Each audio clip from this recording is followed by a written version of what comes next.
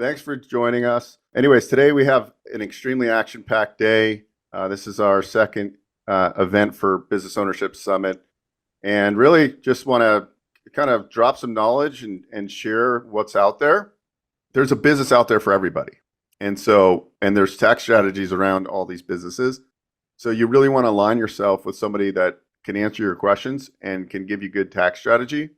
And so that's why we're starting with Michael today. Michael, welcome to Business Ownership Summit. Thanks for joining us. I was actually just meeting with my tax preparer the other day, which I'm going to switch over to you pretty soon. Nice. And I told you guys that we were a part owner of a marina and restaurant. And so we had purchased that about a year ago. And what's powerful is the cost segregation. My portion was about $174,000, right? So I don't need that loss this year, but it's going to roll to 2024. So guys, accelerated depreciation, we're going to talk a little bit about that. Bonus depreciation, Section 179. These should be your best friends. And so if you're a W-2 person right now, you're an employee or high paid 1099 and don't have many tax write-offs, I think we got to unpack like why owning a business.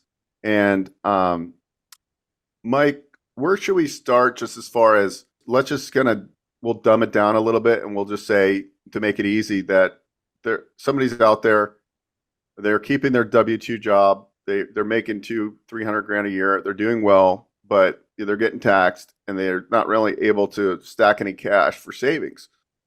And then they explore business ownership and they really want something semi-absentee, so they like vending, and they decide to buy $100,000 of vending machines, right? Like, can you kind of just walk them through like the framework of why now that you own a small business and you have $100,000 where you can use either bonus depreciation or Section 179, how that could help them on their taxes? I think it's important to start out with just knowing that the tax code in the United States is written for the self-employed. So it's written for business owners, and everything that Beau's talking about are reasons as to why. And so if someone is working a W-2 job, making $200,000 to $300,000 a year, they're getting taxed at a high tax bracket, and depending on what state they're in, they're also subject to state taxes there, and they can't write anything off. So they're doing all this work, and they don't have any write-offs, and federal and state all in, again, depending on what state you're in, 30 to 40% of all of the income is going to the government in taxes, and they're getting paid first before you get paid, and you're doing all the work. And so if you were to, for example, simultaneously invest in, let's go with this example of vending machines, then you can purchase those vending machines with a leverage strategy, just like you can leverage real estate, okay, with, for example, an SBA loan. And you could put minimal cash down, but own the assets, right? Own the vending machines 100% and qualify them for accelerated depreciation, which would allow you to write off the majority of them in the year of acquisition. And the reason why I say the majority in this hypothetical, and I want to make sure I don't get stuck too much in the weeds. And if anyone ever wants to get stuck in the weeds with me, we can always schedule like a 1-to-1. But there's two different types of accelerated depreciation. There's bonus depreciation and there's Section 179 depreciation. And a couple of years ago, you could purchase the vending machines and write off 100% as bonus depreciation and have a big tax loss, but then in 2023, because of the phasing out and the sunsetting of the Tax Cuts and Jobs Act, bonus depreciation was 80%, and now it's 60%, and it's getting lesser. And then with Section 179, you could write it off in full to the extent of profit. So there are some nuances to accelerated depreciation, but it's still, to be able to purchase vending machines right now and write off 60% of it in one shot, and then the remaining 40% to be able to write off over 5 years, and to be able to come up with minimal cash down, because the majority of it's being funded with other people's money, other people in the context of banks and the SBA.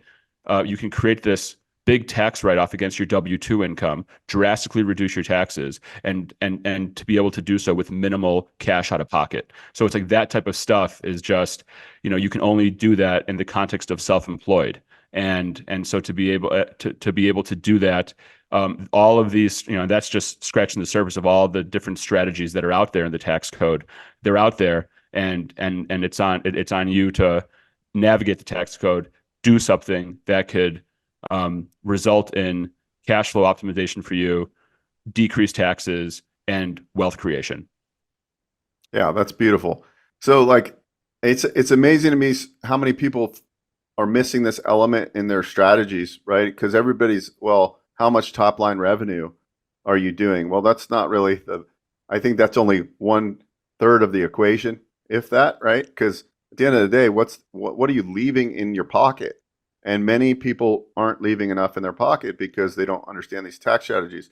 And we looked at vending. I mean, literally, almost every business is going to have great advantages. Some have better advantages if you're buying equipment. So when you're looking at business models, is it a home service business and you're purchasing trucks, right? Like looking into that and understanding the business model, because some people have different perspectives of why they want to own a business.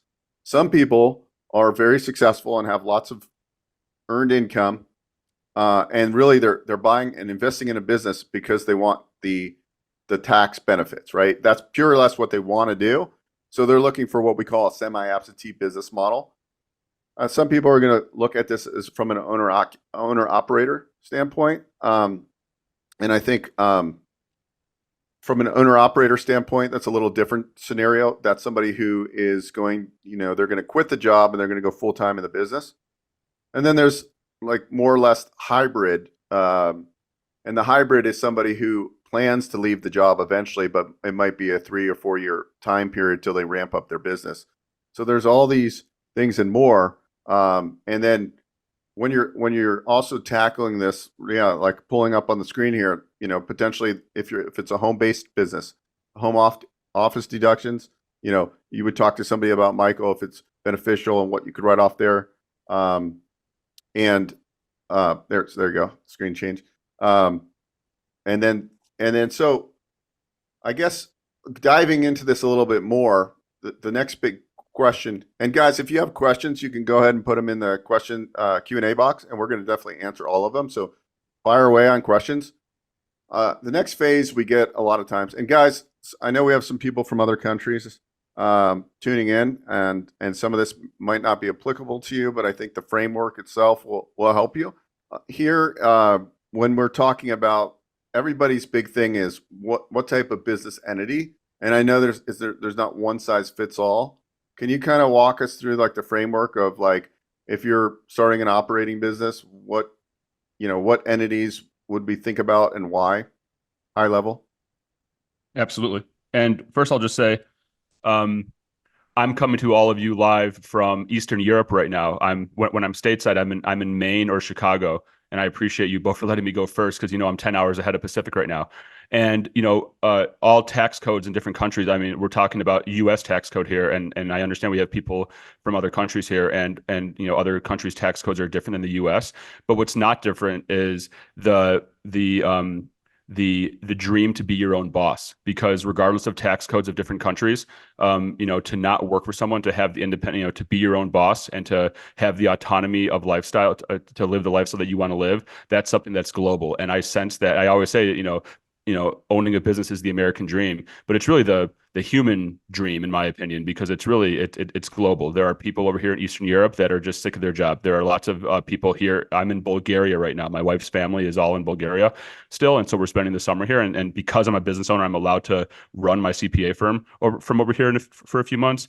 And there are people that come from the UK and from Western Europe, and the common denominator is, man, I want to be my own boss. And so it's like the UK tax code is probably more stringent than the US tax code, but there's still the autonomy of lifestyle, and so that's a global hunger, there's a global desire for everyone to be their own boss. And so I just wanted to, put a little plug in there for everyone around the world, including the States, and welcome to everyone. And so, all right, entity structure, US, entity structures that come to mind: LLC, S Corp, C Corporation. What the heck are all of these things? And so, the most advantageous and the most common entity structure for a small business in the United States is the LLC. And the LLC, and one reason for that, the main reason for that is because it gives you the most flexibility from a tax classification standpoint. So an LLC with one owner by default is taxed as a sole proprietorship. An LLC with two or more owners by default is taxed as a partnership. And at any time, either immediately or sometimes subsequently, year 2, year 3, whatever, the LLC can elect to be taxed as an S corporation or a C corporation. And so, um, so, uh, and it's like, well, when a lot of people tell me, "Hey, Mike, should I be an LLC or an S corp?" I say, it shouldn't be framed in that way because you get the S corp with the LLC. You can, like, I have some people that start an LLC and literally elect S corp immediately. And so, like, where the main debate is, should I be an LLC? Should I be a pass through entity, which is what an LLC, S corp, sole prop partnership are, or a C corporation? And so, going back to one of your points, Beau, about how there are people that want to invest in the business mainly for the tax write-offs, and that's true. And what I try to coach people on is, you mainly want to invest in the business because you want to make money and create wealth. And investing in a business, just like investing in real estate, is an accelerated path of doing that. Mainly because what those two things have in common is a leverage strategy. And so, if you want to invest in the business, and you want to be able to take advantage of all of the start, like, you want that business to be a profitable business. Maybe in it might take 2 or 3 years. You have to go through, from starting point to, you have to achieve break even, then you have to achieve profitability. And on that path to profitability, there are going to be tax losses. And so you want to be able to take advantage of the business losses from a tax perspective on the path to profitability. And so, like, you're not just, investing in a business that's going to lose money year after year after year after year. You're going to put $1 into it to save 30 cents in taxes year after year after year. But no, there's going to be, in those on the path to profitability, there are going to be huge tax breaks that you're going to be able to take advantage of to reduce the amount of tax that you're paying from your W-2 job in those first couple of years. And then once you are profitable, there are so many things that you can do once you do have profit in order to minimize the tax hit that you would be subject to. If, for example, if you were to, achieve a certain profit, like, once you're at $200,000, $300,000, $400,000 plus of self-employed, you can pay less tax on that money compared to if you were making that same amount of equivalent on a W-2.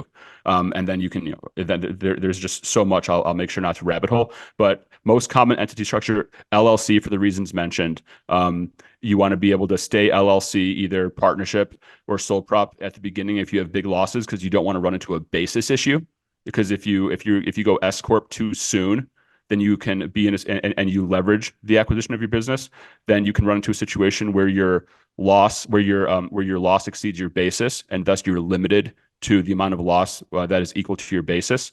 And then you have, so you don't run into a basis issue if you're taxed as a partnership, like you would if you're an S corp. And then once all your losses are extinguished, like, you've benefited from all the tax benefits of the accelerated depreciation, then there's going to come a time where it's going to make sense, most likely, to convert your LLC to an S corporation, which the main thing there is to save money in self-employment taxes. Self-employment taxes are another term for Social Security and Medicare taxes. And so you don't want to go S corporation too prematurely, because if you're not making any money, if the business is showing a loss initially, there's no self-employment taxes, so there's no point to go S corp too early, and then you run the risk of running into a basis issue where your losses are going to be limited. So that's all LLC, so huge, right? And then there's the C corporation. The C corporation is the other option, and the most common C corporation that business owners consider is what's known as the ROBS C corporation. This is a ROBS acronym for rollover as business startup. This is a workaround the self-directed IRA that lets you invest in an active business that you can be involved in, and you can use your retirement funds to do so. The main drawback of it is that it does cause you to be a C corporation, which is not a pass-through entity. So if you're making $500,000 on a W-2 on your personal return, and then you invest in, let's say, a Houndstown, USA doggy daycare, and you have this big loss, and you do it in a Rob C corporation, you're not going to be able to take that loss and flow it through to your personal return and wipe out all your W-2 income. So that's, so the the inability to be a pass-through entity is the main drawback of the C corp structure. But it could make sense for some people. You know, I mean, I just talked to someone like 3 weeks ago that I'm working with currently, and they're investing in an already cash flowing business that's making like, you know, $300,000 positive, and he's got a day job as well, and he wants to do something for, and it just it checked all the, there are certain things that I look for when it comes to, does this Rob C corp make sense? And so most of the time I say that, you know, most of the time for most small businesses in the United States, it makes sense to be an LLC for the reasons mentioned, but there are times when it makes sense to be a Rob C corporation. And then you also have to take into consideration the person's comfort. And this is what me and Beau do in a lot of our day to day, because I work with a lot of business owners all the time, just, you know, advising that. And so, and to get people in the mindset of, you know, strategic use of good debt, you know, and because like there are a lot of people that are afraid of the D word. So even though like it might make perfect sense on paper for them to go LLC with an SBA loan for like 5 to 7 different reasons, they still go Robs because they don't want to take on any debt. And so I don't come from that school of thought. I come from the school of thought of strategic use of good debt, use other people's money first, right? Other people in the context of banks and SBA, to leverage my business and to grow my business. And, you know, my nest egg second. You know, if you know what hits the fan, I can always come in and like tap into my nest egg as plan B. Why am I going to do that plan A? And so all of these things are, you know, so main takeaway, the main entity structure for most small businesses that makes sense is an LLC, but there are times when a Rob C corporation can make sense. And there are times when just a regular C corporation can make sense, not a Rob C, just a C corporation owned by the individual. And so working with me and my team, you know, we're working with business buyers all across the country, 12 months out of the year, diving into this stuff. Thank you. Can we also kind of touch on the benefits of when you have your own business? The beautiful thing is, instead of relying in some 401k where you don't have any say in, you know, really you can point to what fund or whatever you want to invest in. But let's touch on like a solo 401k and some of these other health savings account. When you're self-employed and you have a business, can you touch on some of that advantages as well? I think this is very important. Absolutely. So you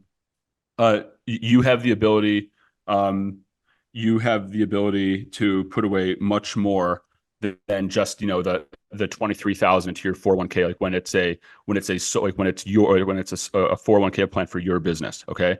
And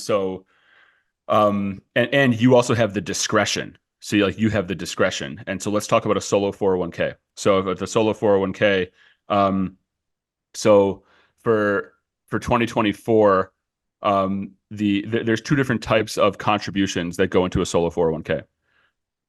One is what's known, and this is the same for any 401k. But you know, you have more discretion when it's your 401k, when it's the 401k for your business. There's the employee salary deferral, right? And so for 2024, that's 23,000. And if you're over age 50, and it's extra 7,500 on top of that.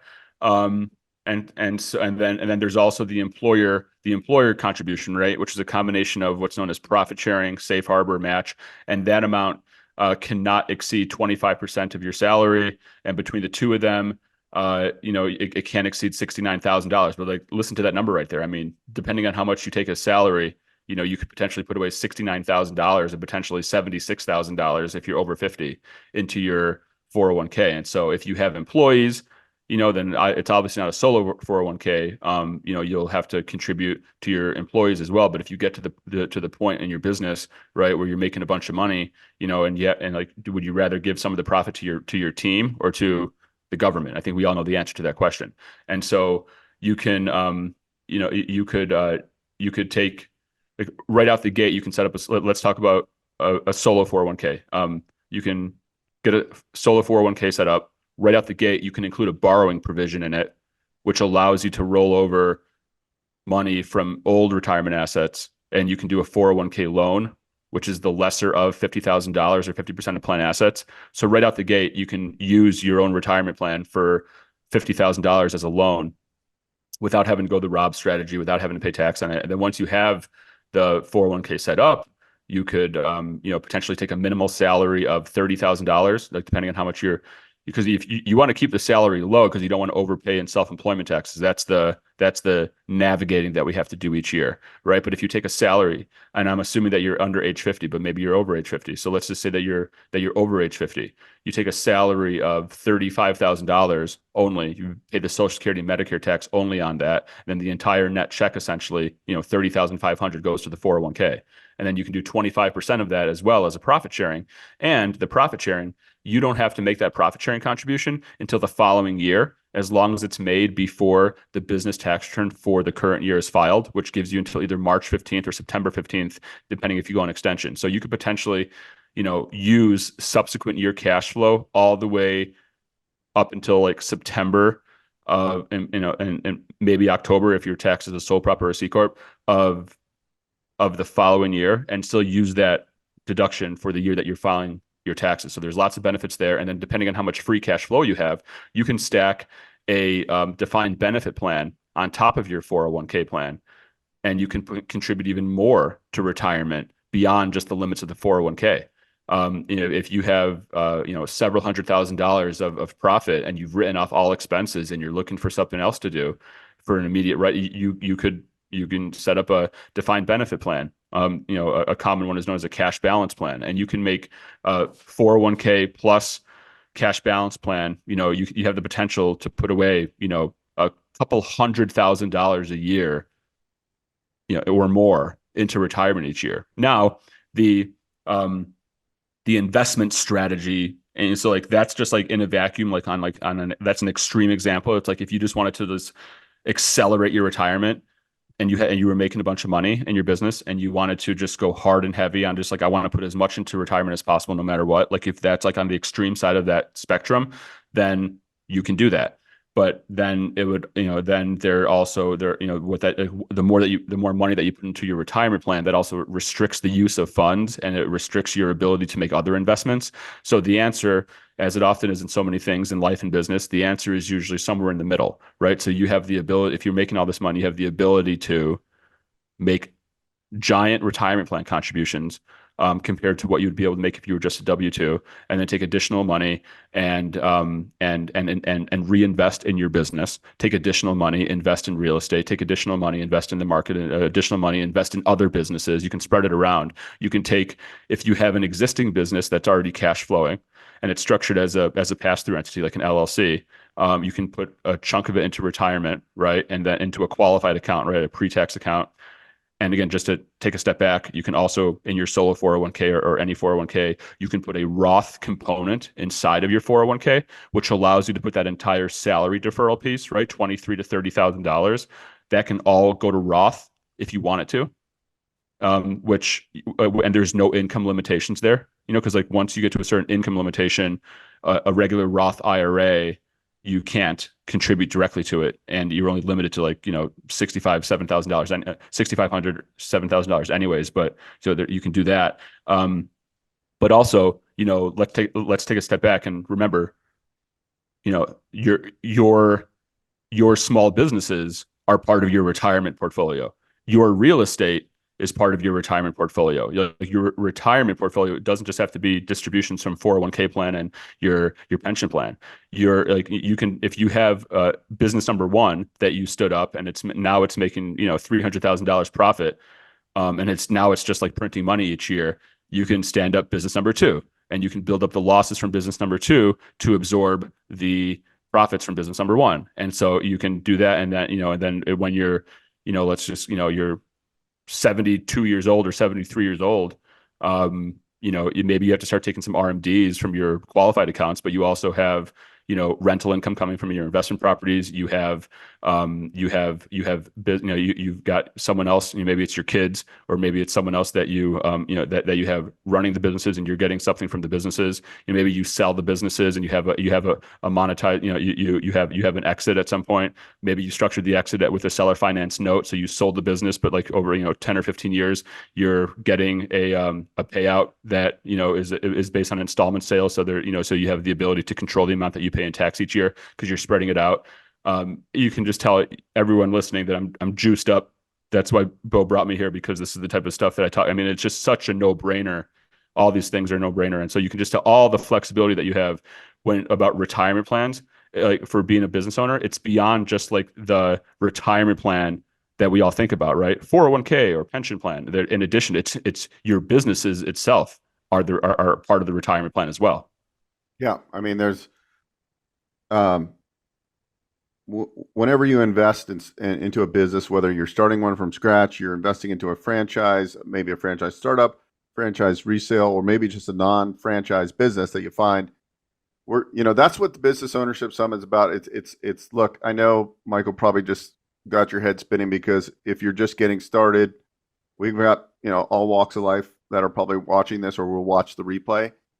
So the basic fundamentals are that if you're an employee, you're not getting the best tax advantages. So even if you're doing very well, if you're doing very well and you're an employee, you definitely want to own a business. But everybody should own a business, and there's lots of different businesses. So there's semi-absentee business models. So that's like the premise of Business Ownership Summit. We're going to show you some different franchise models. The last session we had my friend Jordan talk about laundromats. I mean, there's over 3,000 franchises. So like, don't just think of Chick-fil-A and Subways. Think about home service, these boring recession resilient businesses, home service business models, HVAC companies, painting companies. I mean, you name it, there's a franchise model behind it. And so that's what's exciting about this all.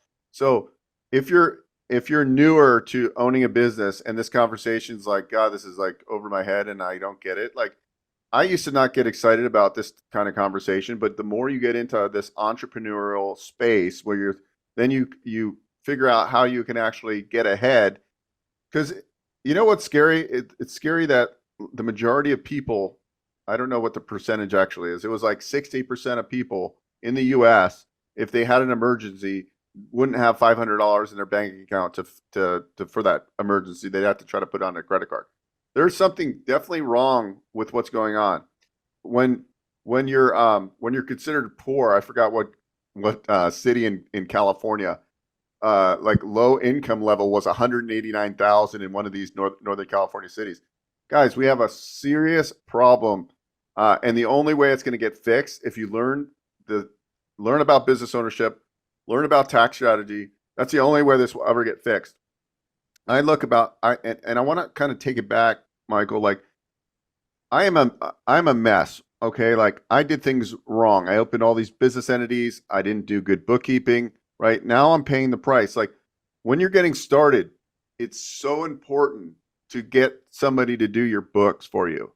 Like, even though you think it's a cost, it's really not a cost because your time should be worth a lot more if you're doing your business, right? And to do it in the right way, and to get a tax professional that's going to point out these things to you. If they're not meeting with you to do strategy, then you're probably not with the right group. And I'm tooting Michael's horn, but that's how you should look. Whether it's Michael or anybody else, you should be able to have strategy sessions and not just like send them your stuff and they don't give you any input. Like, you want to know these. This is so important. This is like a third or more of what's going on with what you're keeping in your pocket. And so many people are blind to this. And everybody complains when these big, wealthy real estate and business tycoons pay no taxes. Well, they're not doing anything. They're just going off. They have the right tax strategists, and they're using tax code to their advantage. And we all have that same ability to do the same. So don't complain about it. Educate yourself and get around the right people. And that's the premise of Business Ownership Summit, is that you should learn this stuff. I always talk about my brother because he makes a lot of money and he has no tax strategy. And like, I try to tell him, but some people won't listen. It's like, look, don't take it from me. Go call Michael because I'm not a CPA. And look, we're just giving general advice today. Obviously, everybody's got a unique situation. You need to talk to somebody. Don't just take what we're saying. Go book a consultation, because everybody's got a different situation. But just getting started, let's kind of tone in here. Initially, and let's just use a franchise startup for an example. Somebody has been in the corporate world their whole life, and they're now investing in a franchise because a franchise is about buying a brand, systems, and processes, essentially. Well, now you need to figure out what type of entity. You need to figure out what business model would best align with you from a lifestyle and goal perspective. And a big component of it will be the tax strategy and entity formation. And so what Michael Group does, which a lot of groups don't, is they'll do a consult with you so you can kind of get ahead. And then where I went wrong early on is I never was good with books, right? And I would just slop things together. And to this day, I would say I'm not very efficient. So like, please, please, please, if you're not super good on QuickBooks and everything, you need to hire a bookkeeper. You need to get a bookkeeper. I mean, that's like the first, because you get a bookkeeper, your tax preparer is going to be able to like help in so much more ways. Everything's going to be there. You're not going to miss things. I probably have more deductions that I'm not taking because I'm not organized. So talk on that a little bit about what you see as people kind of transition into business ownership. Absolutely. So when it comes to bookkeeping, um, it needs to be viewed as this. It needs to be viewed as a necessary cost of doing business. Any fees that you pay to Intuit, which is the parent company of QuickBooks, um, any fees that you pay to Intuit to have QuickBooks Online, and any fees that you pay to your CPA, accountant, bookkeeper to do the ongoing bookkeeping. Just view those as cost of doing business. All of those are tax deductible business expenses. So any dollar that you pay in that, you're only paying, 2/3 of that, because every dollar in business expense, you're saving 35 cents in taxes, high level, again, depending on what state you're in. So it's just, if you go into it with the mindset of, I'm going to try to DIY this, I'm going to take a month to debate whether or not I want to pay that $50 per month charge to Intuit because, it's an expense and I'm trying to like cut expenses at all costs. Like that is time. Like the most valuable thing that you have is your time, and you need to spend your time working on your business and in your business. And, it's always both. You're always going to work in your business and on your business. When you're working in your business, you want to make sure it's the thing that you're doing that results in the most, ROI for the best. It's like, if you're good at sales, then sell, and if you're good at operations, run ops, until you get to the scale to the point where you can bring someone else in, et cetera. But you always want to be working on your business. And so if you're always, as I say, tripping over dollars to save nickels on things like, I'm going to try to spreadsheet it, I'm just like, I'm going to, and then like, I'm not going to set up QuickBooks because I don't want to pay the fee, or I want to get QuickBooks Desktop instead of QuickBooks Online, which in 2024 and forward is just, in my opinion, just a bad decision because it's just so clunky. You have to always go back and forth with like a backup copy, restore the copy, and it's just really clunky.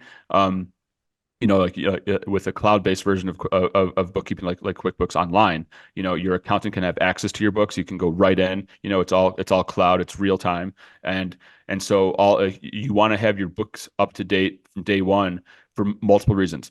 One, because it streamlines the tax return preparation process. Too many times I see business owners, bookkeeping is just this thing that they do in order to get their taxes filed. So it's like like come February, it's like, oh, well, here's 12 months of bank statements and credit card statements to do last year's bookkeeping because I have to get my taxes filed.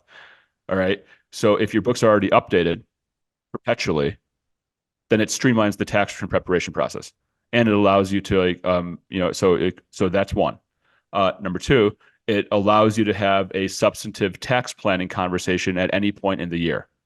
Because if your books aren't updated and you don't know where you stand, you don't know where your profit is, then how can you have a tax planning conversation? How can you have a tax planning conversation if you're always 6 to 12 months behind on your books? Did you make money? Did you lose money? If you made money, how much did you make? If one business made money and one business is losing money, how can we, do some intercompany things to be strategic with, how you mitigate your taxes? So, and then also, having your books up to date, updated perpetually allows you to have a substantive CFO centric conversation, right? In the context of how can we look at these financials in order to improve cash flow and profitability. So the books of a business are foundational. They are foundational to the success of the business, because if your books are updated, then you can have, getting your taxes done is just like, it's much more streamlined. It's not like this headache that you have to deal with on top of, running the business and having a family and trying to have a personal life, so it just streamlines that process. And then also at any time you can have a substantive tax planning conversation or a CFO centric conversation about optimizing cash flow and profitability. So it's just like, but if your books are not, if you're always behind on your books, because from day one you never took it seriously, and from day one, you'd always just thought bookkeeping is this thing that has to get done just to file taxes, then you're allocating you're not being strategic. You're not being strategic, and like because you're trying to save a couple dollars in bookkeeping fees, and as a result of that, you're not having strategic conversations throughout the year with your team of advisors that can result in massively scaling your business and making thousands upon thousands, hundreds upon hundreds of thousands upon hundreds of millions. I mean, it's like the sky's the limit, and so it's just a no-brainer. And so take your bookkeeping seriously from day one. That's the thing. The tax code is written for the self-employed, but with that comes the burden of having a bookkeeping system, right? Like when you're an employee somewhere, you don't really have to have a bookkeeping system. Maybe you have to operate the bookkeeping. Like maybe you're a controller of a company, and so it's the company's bookkeeping system, but you're not. It's not your money. But the burden of substantiating your expenses falls on you, and that's an expense. But it's a necessary expense. It's a cost of doing business. Get it right from day one, and that will mitigate risk and increase the chance of you being successful and being able to scale quicker and exit quicker. Yeah, and a big part behind this too, from the lending standpoint. So let's just say you invested in a franchise startup and now you've run it for a little over a year. You have you're cash flowing, you've got really good books, you show a good profit on your filed tax returns for that business. You can do 100% business expansion financing with SBA. Typically, they like to see 2 years, but if you have a solid 1 year, I have banks that will fund 100% potentially on expansion. Guys, it's so important to have your year-to-date financials updated, all this stuff, and it's once you do it, it actually saves you a ton of time, because usually what happens is people wait to the end and they're scrambling, they file an extension when you're self-employed. But if you have your numbers, whenever you're going to get financing, you're going to look good. You're going to be able to point out what you wrote off for depreciation, so they can add that back into your cash flow. All these things are very important. If you're in a position and you want to grow your wealth, you're going to have to get good debt. And good debt, in my opinion, and the highest leverage you can, typically, not always advisable, but most of the time I say, yeah, we'll try to leverage everything. I had a conversation yesterday with a gentleman, and I think he had 60,000 liquid. And, I was like, well, we can get you 90% of total cost finance with an SBA loan, because he was doing a franchise startup and the franchise fee was like 50 grand. I'm like, why would you put all your money down? No, put 12 or 13 grand down and keep that for reserves and to expand the business. So you got to use the strategic debt, and also you have to be very organized. When you're buying, when you're investing into a franchise startup, we're going to ask you to do projections. So you got to get comfortable. I'm not a spreadsheet person. I'm not a numbers person, even though I originate loans and all that stuff. It's so important to just have a grasp of what's going on and to understand just the basic fundamentals, so you can then go find the right person to help you, the right team to help you do all this stuff. Because then you're gonna look. At the end of the day, this is the goal, and I'm talking for SBA in the States at least. 720 plus credit score is ideal, right? The higher the credit score, utilization low, right? You want to have a good borrowing credit profile. You want to have organized financials. And then big mistake we see, I think we talked about this at the last summit. Look, guys, if you're like, my background is real estate, and then I got more into business over the last 7-8 years. I was a real estate investor, a flipper, rental guy. And I believe there's no better approach to overall wealth, to take your operating business, have it spit out cash flow, utilize all the tax savings and deductions and solo 401k building. And then now that you have that extra cash flow, then you invest in real estate. A lot of us go out and we want to buy long-term rentals, but the problem is you're really not going to see too much cash flow unless you're doing some kind of short-term rental strategy or mid-term.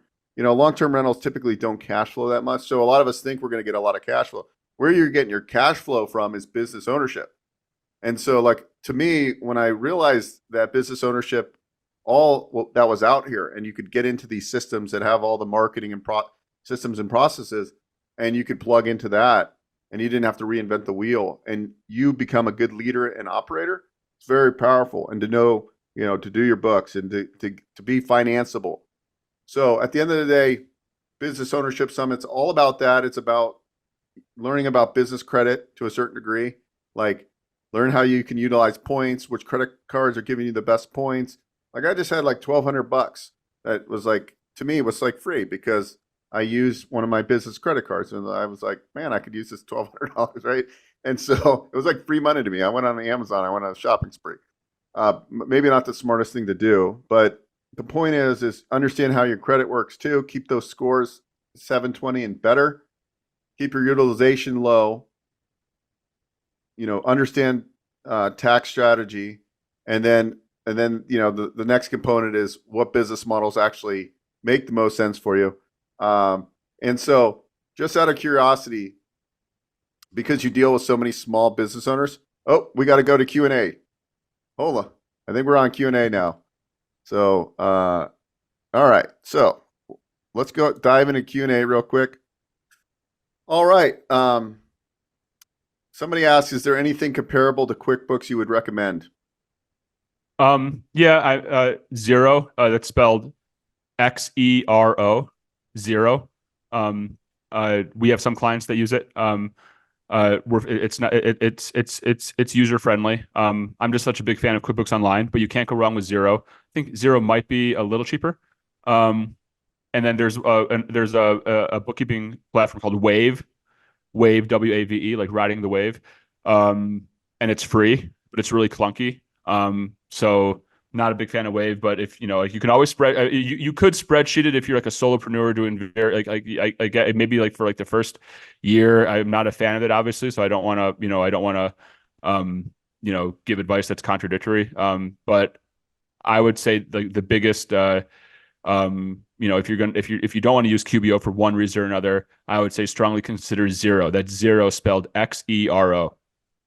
Somebody asked, what's the best way to as a beginning user on QuickBooks? Is there classes? What would you recommend somebody so they can be somewhat efficient with it?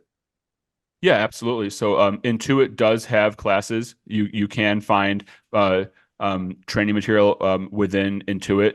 You can also, for example, you can work with my firm, spending an hour or two with one of my bookkeeping team members. We'll give you a crash course in QuickBooks, all things how to set up your chart of accounts, how to link your bank account and credit card account, payroll processing platform, and POS, et cetera, into the QuickBooks, and show you how to reconcile. So for this is just an example, how my firm works with, and I'm very confident that. So what I'm really passionate about is being able to provide quality, strategic, proactive services at reasonable fees for small business owners out there. We're a CPA firm for Main Street, not Wall Street. I like that. So that's so it's not like these are going to be crazy astronomical fees, but I like to when it comes to the traditional services of bookkeeping, payroll, and sales tax, we work with clients either in the context of to train you so you can DIY it or hire someone in-house, or we can do it ongoing, right? So if you choose the former, spending a couple hours with my bookkeeping team, you can get all the training that you need. Perfect. Wilson, you have some SBA questions. We are going to do a big section on SBA later today, but because you asked first, I will answer them. SBA down payment, we call it an equity injection. How many months of seasoning is required for the down payment? There used to be a lot of seasoning requirements, but typically, if it's in your account and it's on your financial statement, then you're okay. So that's what I would say. When acquiring a business, if the company is profitable in the last 3 years tax return, does the buyer need to show a positive cash flow in the last 3 years tax returns? So yeah, we're always looking for a cash flowing business, and it's got to service the debt by about 120%. That's what we call debt service coverage ratio. So your question really is maybe my financials personally might. So really, what they're looking for is they call it global cash flow. So really, ideally, your outside debts are being paid by your outside income. However, if you're acquiring an existing business and there's a corporate salary that you're going to get, and that covers your global cash flow, then that would be okay. Now you got to qualify. Typically, in general, and this is just a general statement, On a business acquisition, you need 10% down payment equity injection. So if it's $1 million deal, you need 100 grand. Part of that can be a seller finance, or part of that can come from an investor partner that owns 20%. They also, you typically want to see about 10% post-close liquidity. So after you close, they want to see you got about 100 grand, give or take. That's in theory what they want, but we've done a lot. We get creative, but just so you know the general. I hope that answered that part. Can you buy a business in another state? Most banks want you to buy a business within a 2.5 hour radius so you can service the business. Now, if you have experience in compensating factors, can I help you find a bank? Yes, but if this is like your first business, and it's going to be a lot more challenging. So, can you buy a business in another state? Yes, but it's going to depend on compensating factors of the whole scenario. So, you got to remember, banks use what they call prudent lending. So it's got to make sense, right? They can't make a loan that just isn't justifiable. So if you have experience running businesses and you're doing something in another state, and maybe you have experience running businesses remotely, then it's feasible. Not the easiest thing in the world, because most banks have a 2.5 hour radius rule kind of thing. Do you have an Excel sheet we can use to analyze a deal before we bring it to you?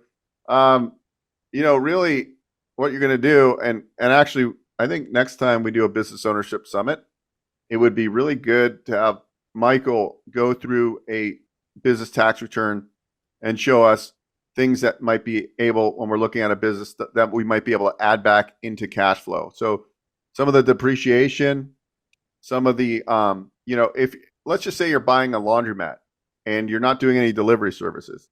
Do you really need 2 cars for that business? So when you're looking at a business acquisition, some of those things that you're asking the seller, because what do sellers do typically, which might not be the smartest thing when they're trying to sell, is they're trying to write off everything they can. A lot of times they bring in personal through. So even if it's not cash flowing on paper, when you're communicating with the seller or the selling broker, you're trying to get the story of what expenses won't be there when you take over the operation.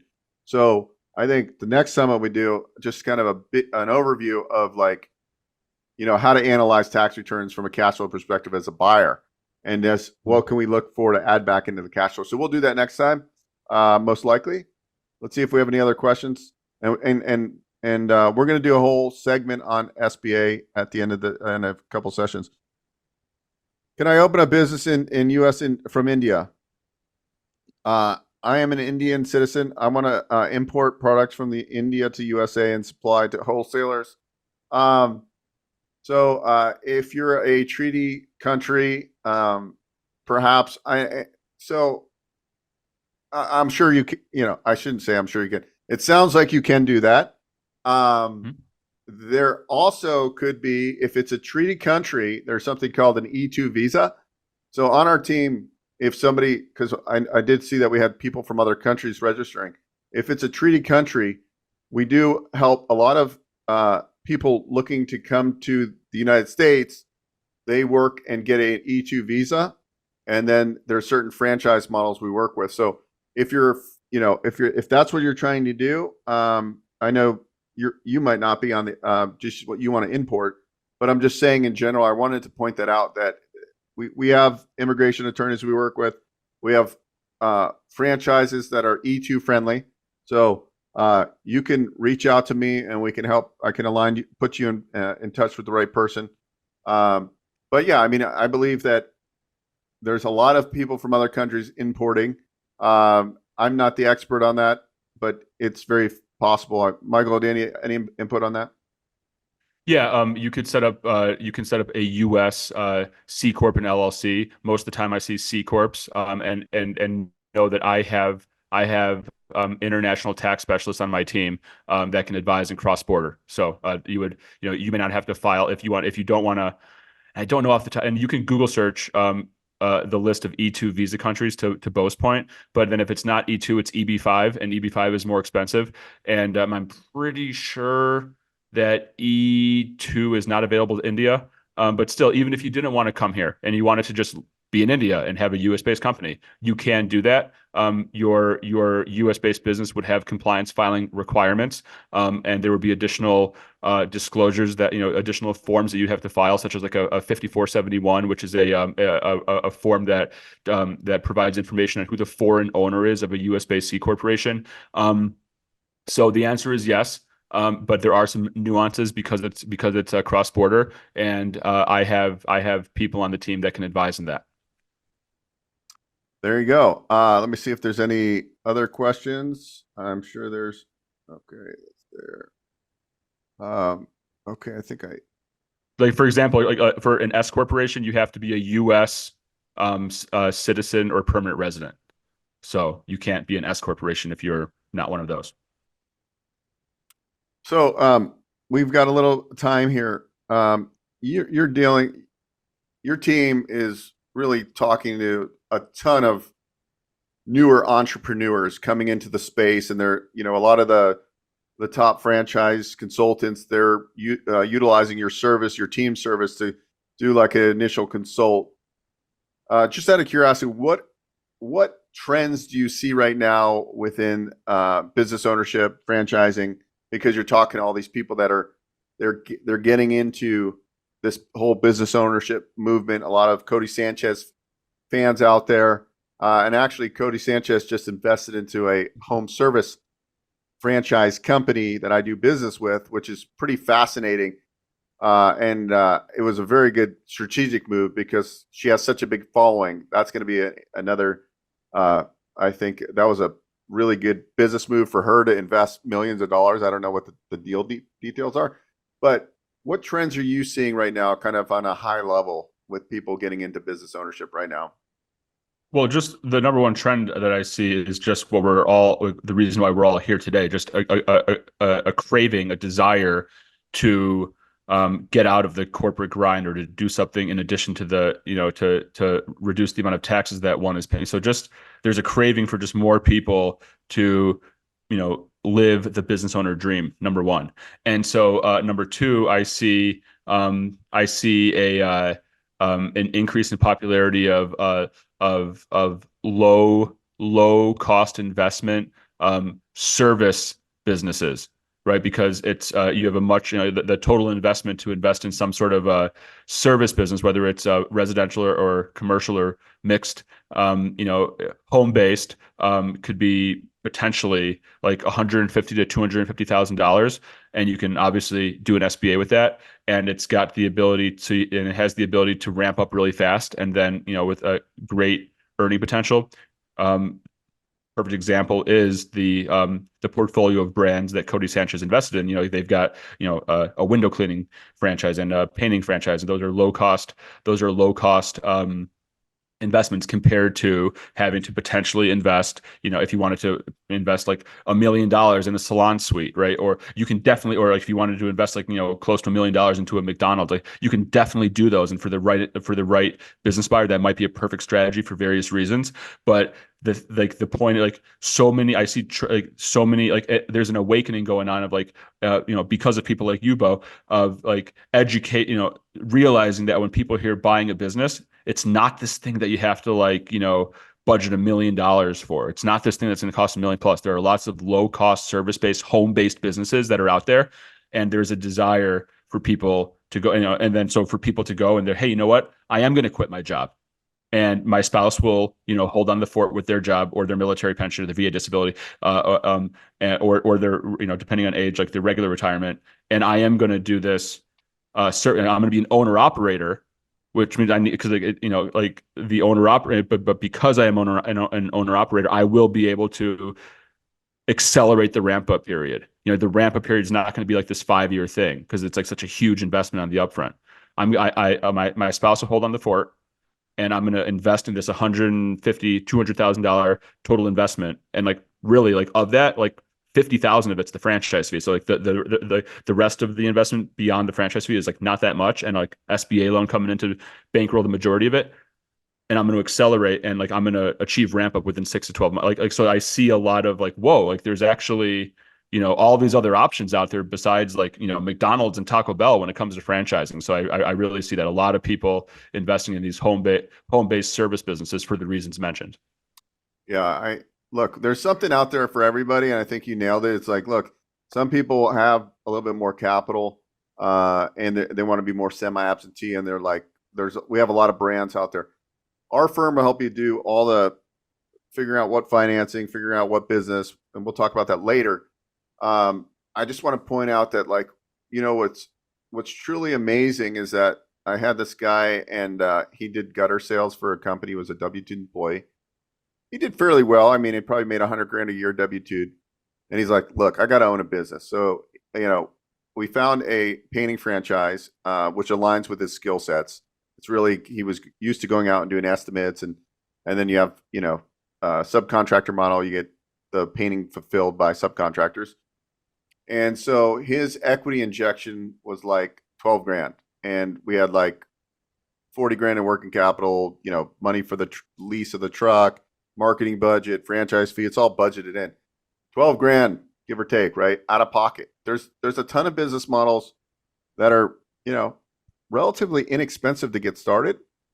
And so, yeah, you can ramp those up sometimes faster than a big build out of a brick and mortar location. So it's really going to be dependent. I mean, we work with first time entrepreneurs, and we work with people that own several businesses already that want to really build a portfolio of different franchise models, because they, some people, you would think that a lot of people say, well, why do a franchise? Why pay franchise fees? Why pay royalties? Well, if it's a good system and you're going to make money, and it's plug and play, and you can hire the right people and be more semi-absentee, it makes a lot of sense, right? So it's not the end all be all. A lot of people call me and they say, hey, I'm looking to do a business acquisition. Great. Keep looking. And at the same time, let's look at some franchise startups. You can pay a lot less, a lot lower startup costs. Yeah, you're going to have a little bit of a ramp up, but you got to weigh all your options. At the end of the day, I tell people this: go through our process, look around, and just see what's available. That's really the key. I wouldn't advise that. I mean, you could, start out as a LLC, as a sole proprietorship, and then you can go S, then you can go C. But to go back, you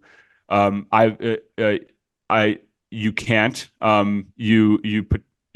I've never done it before, and I think that would just raise a red flag with the IRS, just because it just seems like there's too much weird stuff going on. So to go back, to a sole proprietorship, I would say don't do it. It could raise a red flag, and it's just and so yeah, and then you're gonna go off of payroll. You're gonna deregister all your payroll accounts. Then you're gonna go back, and if you want to go, it's like if you're having a good year, go S corp. You're having a bad year, go back to partnership, and then go back and forth. It's gonna look weird in the eyes of the IRS, and it can put you at exposure for an audit. So I would not advise it on doing that. But you could definitely go from one to the next, like graduate from sole prop to S corp. If you wanted to go S corp to C, yeah, there are those. That's a question. It's a great question, but it's something that is more nuanced, and it's something where it's just like, depending on the situation, it might make sense, but for most situations, it's probably not. And then, for example, like if you go C corporation and you want to convert to an S, and you have a net operating loss carry forward in the C corporation, then when you convert S, you're going to lose that net operating loss carry forward. And so, if you are going to do that, you want to make sure that you exhaust the net operating loss carry forward first, because that's a tax asset that you're going to lose upon conversion from C to S. So it's a question that has a nuanced answer, and it's got it's got everyone's favorite answer, right? It depends. But to like go from sole prop to S corp back to sole prop, like depending on profitability, I would heavily advise against that. There's some SBA questions. Is it possible to get SBA lending to expand a business if it has reported losses in the last 2 years? This can be very difficult. I mean, if there's a story behind it, but if COVID was a factor, anyway, so that's an interesting question. And anyway, let's kind of close this conversation. So I know it's probably dinner time or bedtime for you, and Bulgaria. Dinner time. And, Yeah, dinner time. and the funny thing is the only word I know is like the worst curse word in Bulgaria, so I'm not going to say it. But I had a Bulgarian exchange student growing up, and I was like, "Teach me something." So I always say it, and it's like they're like, "That's the most offensive thing you could say," so I'm not going to say it. So Yeah. anyway, kind of rounded out your final thoughts of today. I know we just touched on a lot of things, but give some encouragement for people out there, and next steps to meet with you and your team. Absolutely. So, it it could sound overwhelming, all these things, that go into business ownership, like you have to keep your books and, all like the tax code is, it seems like it helps me, but man, it just seems so complicated, it just seems overwhelming, and so just surround yourself so it's not as complicated as it seems, and it's out there. It's a great, the tax code is written for the self-employed, and all of this stuff is possible. Surround yourself with a team of advisors. So, in the event that you want, one of the reasons why people go franchising as opposed to independent business is because they decrease risk by investing in a proven system. And you can, and then, but if you're if you're super entrepreneurial and you want to be able to like make your own decisions and not be bound to a franchise agreement, then perhaps just starting your own business from scratch or investing in a independent non-franchise business resale.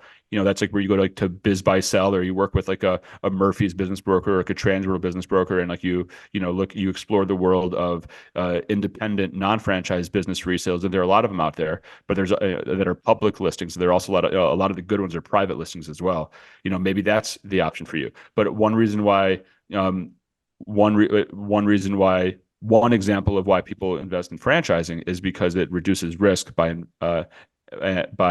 investing in a proven system. And regardless of whether you go franchise or non-franchise, you further reduce risk if you surround yourself with a team of advisors. Have your CPA, have your attorney, have your banker, have your franchise consultant, have your business broker, have your insurance agent. Surround yourself with a team of advisors. Surround yourself with people that have done it before. Seek out mentors. Um, Lead with humility. Always learn. Experience micro losses in exchange for macro wins. Every little micro loss is a learning experience, and that increase, and then that's going to increase your chance of having macro wins. Surround yourself with a team of advisors. It can be done. It may seem overwhelming, but it's not. And boy, oh boy, like when you go into it, the tax code is just written for the self-employed, and it's just like, wow, how, once you just can't go back once you do it. Once you get a taste of it, it's just, just because it's just a no-brainer in my opinion. And so it can be done. So seek out advice, surround yourself with a team of advisors, seek out, people that have done it before. Beau is here, I am here. And so it can be done. It may seem overwhelming, but it can be done. There's the ability to have the lifestyle that you want to live. There's the ability for you to increase the chance of making a lot of money, and while doing so, paying as little in taxes. And in order to get a hold of me, my website is Reeder CPA Group. So Reeder, REED as in David, ER, CPAgroup.com. And when you go there, you can submit, you can fill out the contact us form. You get a call scheduled with me or someone from my team. And if you want to specifically talk with me, that's fine. Just let me know. My email address is all there. I think we're going to do a little share. There it is. Yep. So there's the website there. If you want to jot this down, I'm a millennial, so for better, for worse, I always just tell people, just call me or text me on my cell phone. Cell phone is 847-302-3397. Again, my cell phone is 847-302-3397. Call me, text me at the number. If I don't answer, leave a voice message. My email is michael@reedercpagroup.com. Michael, Michael, at reedercpagroup.com. Connect with me on LinkedIn. My middle name is Ian, IAN. So Michael Ian Reeder on LinkedIn. Connect with me on LinkedIn. And I would love to talk with you. Yeah. Okay. Yeah. All right. So that's it. And just great to be here, and really appreciate the and just real quick. 30 I now own the firm that hired me out of college. I've been doing this for about 13 and a half years. And over the last 8.5, 9 years, I've carved out a niche in the franchise industry as a CPA working with franchise buyers. And so I have a nationwide network of franchise professionals, such as Beau, that when they're working with business buyers and the business buyers start to have questions about entity structure, strategy, funding strategy, tax strategy for small businesses, they say, hey, talk to Mike and his team. And so we schedule deep dive consultation calls when you're going through the business buying process, 1, 2, maybe even 3 deep dive consultation calls where we dive into all these strategies. And if you want to work with us in a paid context, we can always have that conversation. But there's no expectation. If we have 1 or 2 conversations and we never hear from you again, our feelings won't be hurt. So this is what we do all throughout the year, 12 months out of the year, 360. We're talking to business buyers. It's a huge passion of mine. And so we are here for you, and don't hesitate to reach out. Thank you so much, Michael. It's always awesome to collaborate with you. And guys, I know sometimes tax strategy is kind of boring, and it's just like you guys are going into the weeds, but you will grow to appreciate understanding this stuff because it is crucial. So anyways, Michael, enjoy your trip, and I will see you soon. So anyways, next up we have Thank you, Beau. Thank you, everyone. You bet. Bye. You bet. Next up, we're going to bring Chris from Line X up, and they were rated #1 in category by Entrepreneur. And Chris is going to do a overview on the brand, who they're looking for, how they run, and maybe this might be a good fit. So Chris, appreciate you coming to our event, and we look forward to the presentation. And we see that your PowerPoint now, you might want to have it go full screen. Yeah, appreciate it. Thanks so much. Thank you everybody for joining in today. I tell you, I feel pretty motivated by some of the things I heard today, and my job wasn't to listen as a potential franchise owner. I am part of a franchisor, so I'm already gaining some additional perspectives that will certainly be helpful to me. I appreciate that, and thanks for letting me in today, Beau. So what I don't want to do is I don't want to take 7 minutes and do a slideshow without kind of more so taking a step back and just addressing the macro of why I even joined today's call. So hopefully some of the people on today's phone call are already familiar with Line X by name, by the yellow oval, possibly by having experienced the services that Line X provides. So we are born in 1993. It's not when we started our franchise, and our franchising followed a few years later. But the brand was born in 1993. And so now we're on our 32nd year in existence. And again, I would like to think that based on the amount of people that Beau has participating today, that some of you, if not many of you, are familiar with the brand. And again, some of you, if not many of you, have experienced the brand directly as consumers. So I think what's interesting about Line X is that to me, there are 3 different categories of kind of franchises. As Beau touched on, there's 3,000 different brands, but I'm going to put those 3,000 in just 3 simple buckets. Mature brands that are somewhat stagnant, meaning they've been around for a long time, but they're in markets that aren't growing necessarily. They're not emerging. There's not much more that the brand can do to add to its service menu to grow its revenue opportunities. You've got emerging brands, which tend to be the thing that potential franchisees get the most excited about, right? The kind of newest and hottest concepts. So whether it's pet care, people care, different versions of the home care services, all of those types of businesses, those kind of as I said, emerging brands, maybe they're less than 100 units, less than 5 years old, but they're in growth mode. Those types of brands attract a lot of people. But I'd like to say and believe, based on my experience, which is I've worked with Amco, with Maaco, and now with Line X, those brands are all between 30 and 50 years old. I like to believe that emerging brands aren't the best fit for everybody. So if I'm right about that, and that's true, all we're asking potential franchise owners to consider and asking brokers like Beau to consider when they're working with clients is don't forget automotive. Don't forget the fact that automotive has been around a really long time and it's not going anywhere, right? People will continue to own vehicles in the United States. And although automotive services is changing for some businesses, so oil lube places over time, more electric cars on the road, their business changes, right? So there are some aspects of automotive that are going stagnant or over the years may shrink a little bit. We're actually an emerging mature brand. And when I say that, I guess I should say evolving mature brand.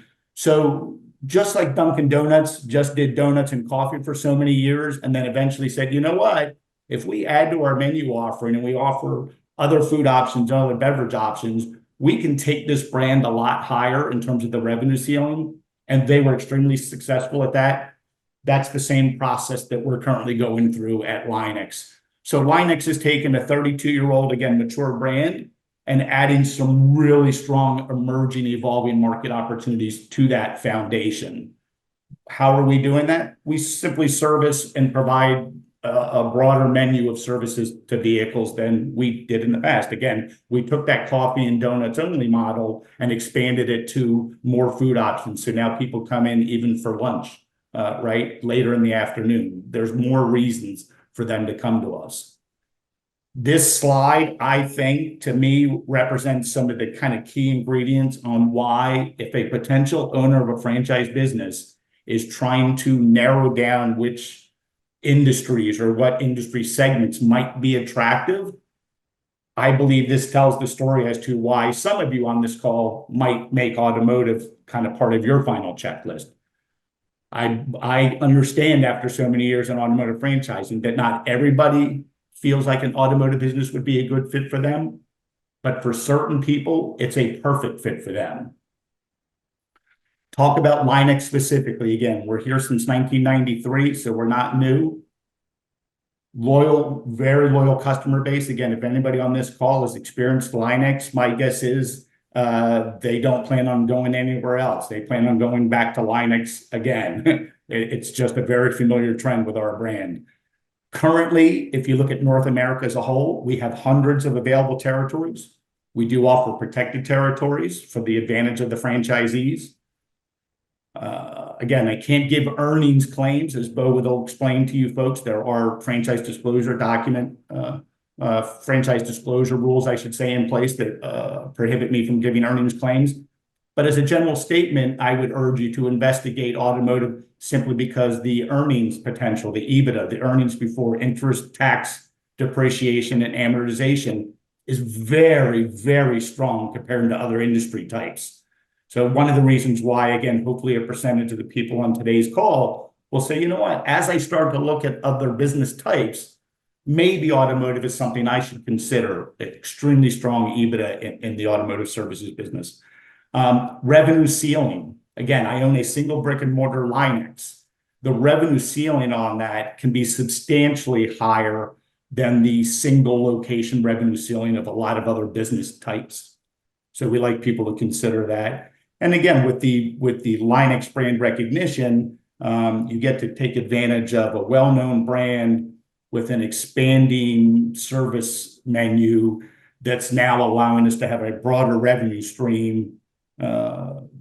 We are, as I like to say to people, and hopefully this isn't a disrespectful way to explain it, we may not be known to every housewife in America, as I like to say, but in certain circles, everybody knows Linex. So hopefully that translates to something respectful.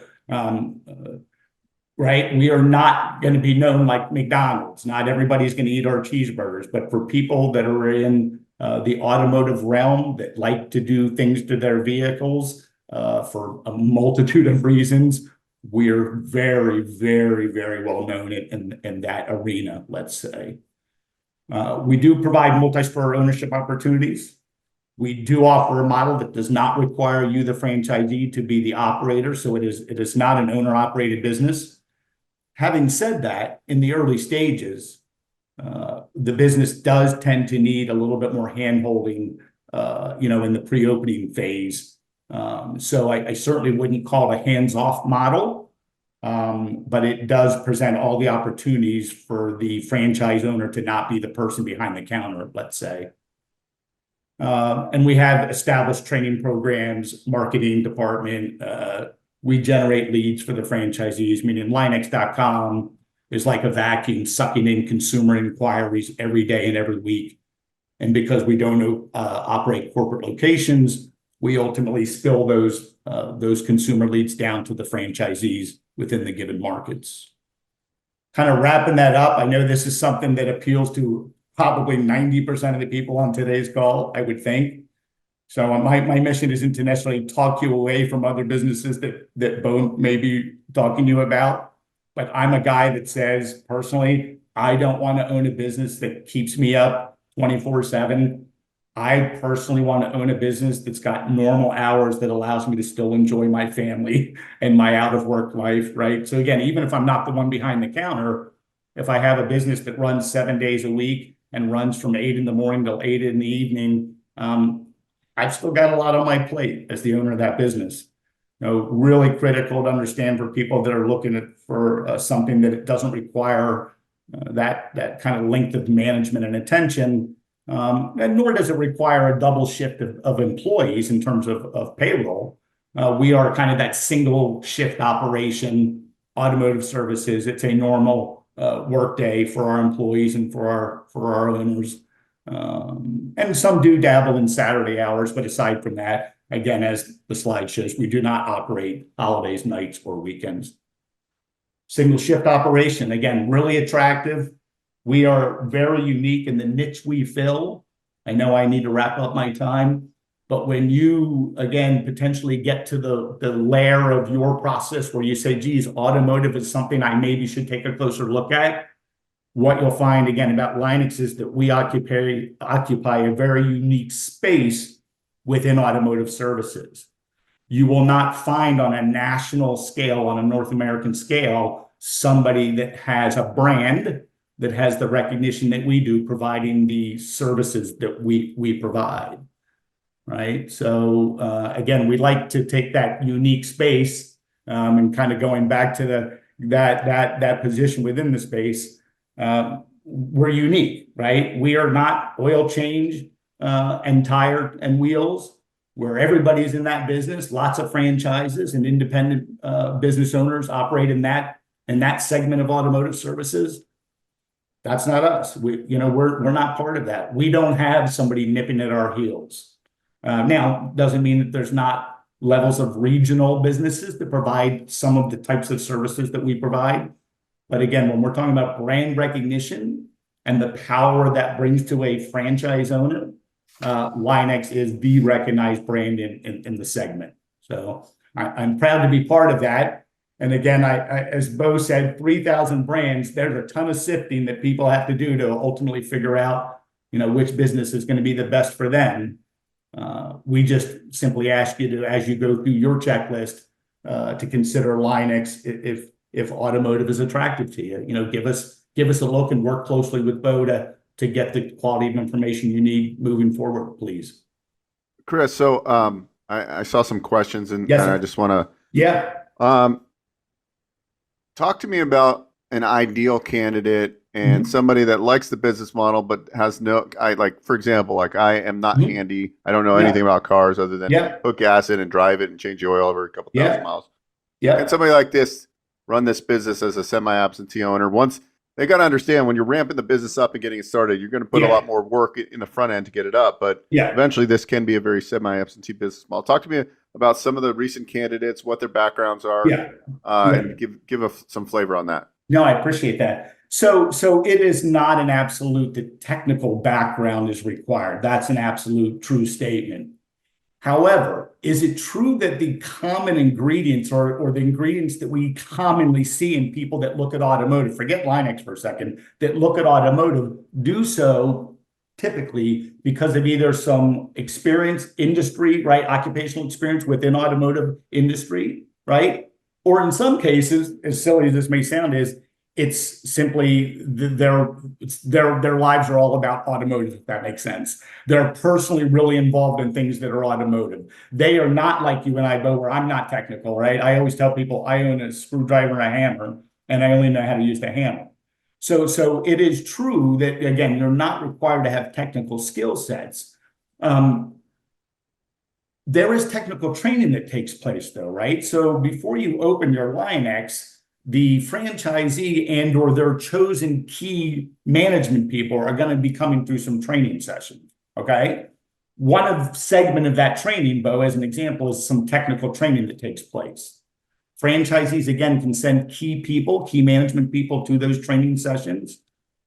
Ultimately, the power of a business owner is to make sure he knows what everybody else knows, right? So I don't want to then skip over that and say it wouldn't be important at all for the new franchisee to understand that area of the business. It certainly would be, right? But would we ever expect them to be the one that is physically working on the vehicles? No, that is not what they do. We are not looking for people that want to buy themselves a high income job. We're not, right? We're not looking for that. So we're looking no different than the people you're working with other types of franchise businesses. We're looking for business owners, people with business acumen, right? One of our most recent awards, I think of as a gentleman in Florida who's opening his first and has a second license, engineer by background.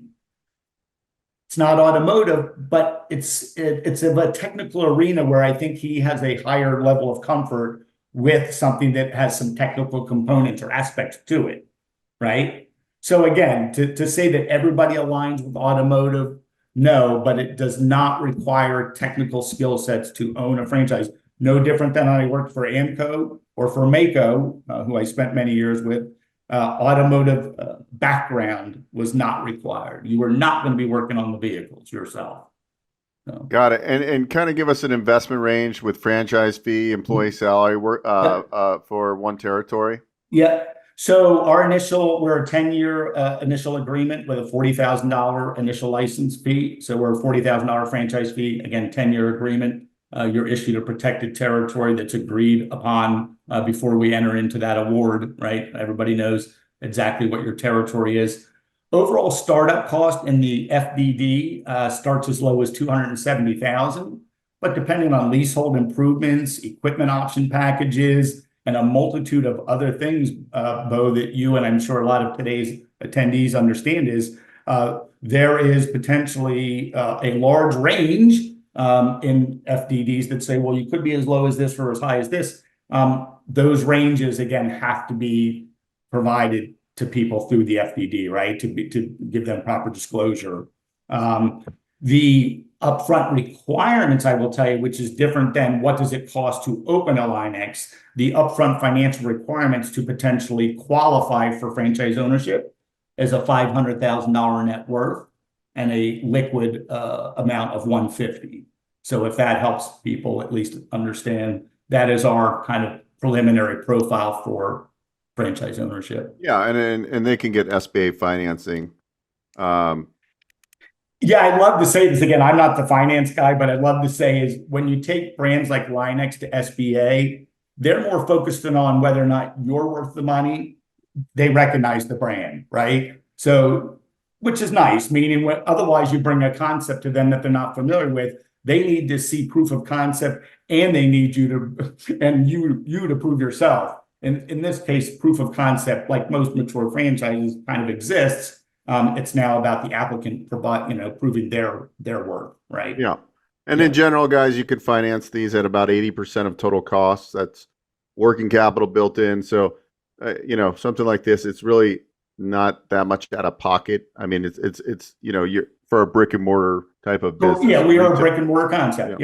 Yeah. So important to realize, and I know that people on the call do, because you gave a great example earlier of a non-brick and mortar, but they're very different business models, right? With different startup costs and different revenue ceilings, right?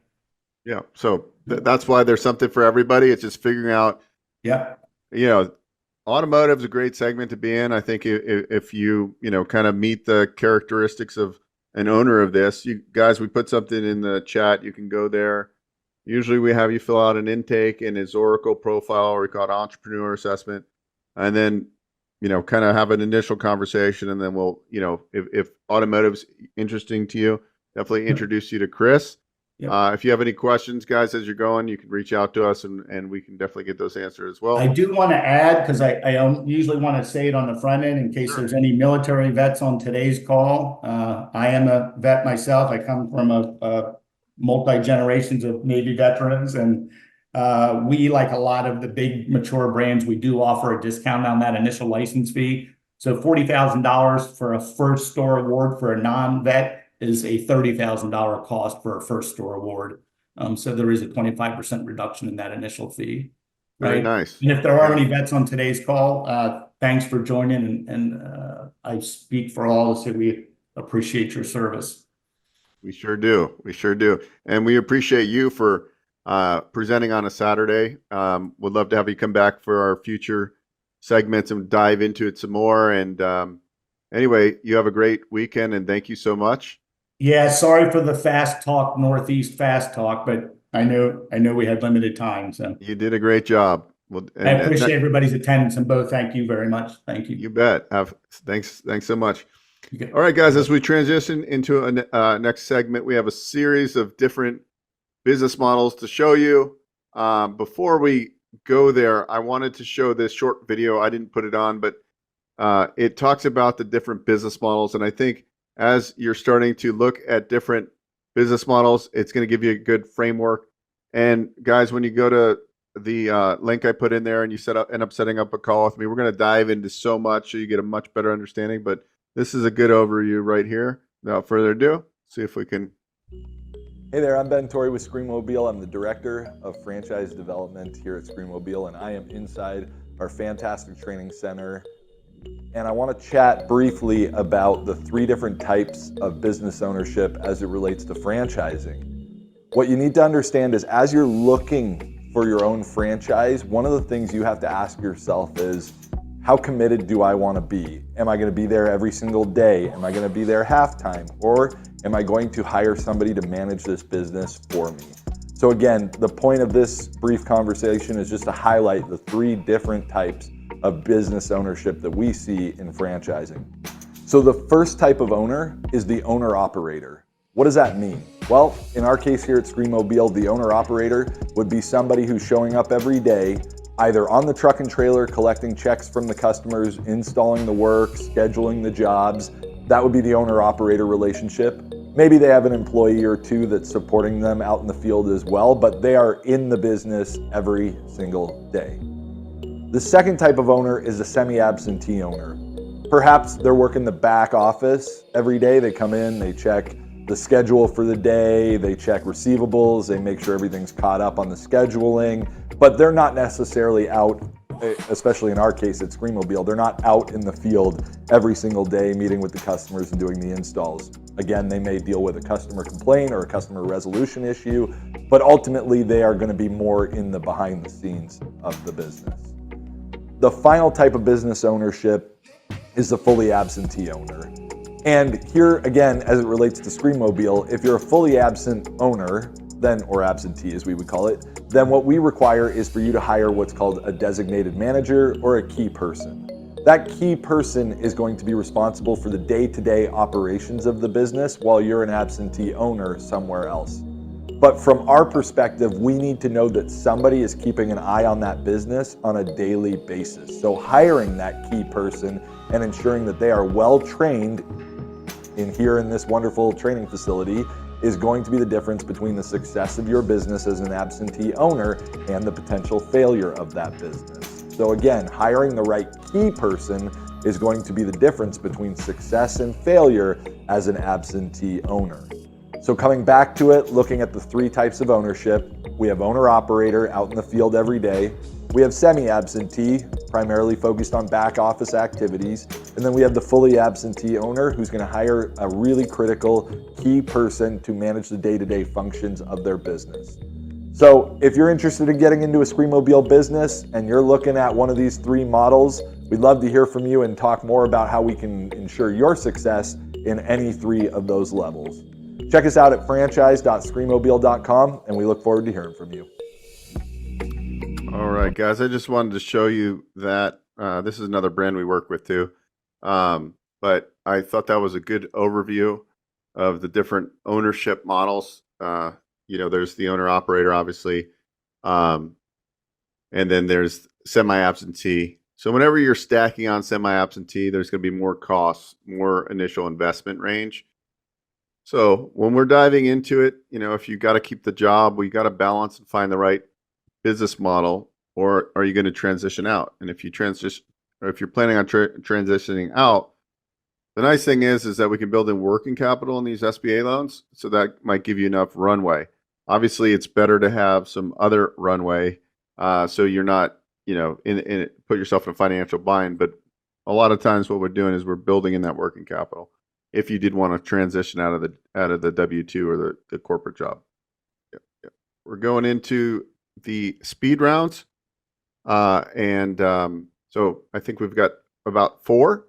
They're generally about 5 minutes each. I wanted to bring a couple different ideas. And look, we have a process we take you through. This is only going to really give you kind of a little overview of some of the things that are out there, but we have a lot to. And really, we hone in based on your geographic location, your financial capabilities, your lifestyle, dreams, desires. It's not really just about the business model. I got into the franchise consulting business because people would come to me when I was doing the SBA financing, and they're always wanting food franchises because that's all they really knew. And you got to think about the pain points of these types of businesses, and to really think like, well, what do you want? Like, what is the goal? Do you want a non-brick and mortar, low overhead, all that good stuff? So please enjoy. We've got about 25 minutes, so we've probably got 4 or 5 of these to go through, and then I'll see you as soon as we're done going through these different business model overviews. Is what we do, but creating unforgettable experiences is actually who we are. One of the noble causes that Go Painting really supports is we believe in giving back to the communities that they're in. Our founder and the owner of the location down in Las Vegas recently embarked on a project that was a multi-unit government housing development that had not been touched for, I don't know, probably since the late 80s, early 90s. It was in very bad shape. They went in and painted that entire facility, did the doors, did the trim, did everything. And they did that all at cost, because at Go Painting, we really feel like adding a fresh coat of paint, especially the right kind of color, can really bring up the surroundings around it. So that's one of the things that we really try to support here. And that's one of the things that we put out there to our franchisees that we're looking to bring on, is we want to be able to give back to the community. Now, a couple of things quick that I'd like to really share with everybody about Go Painting.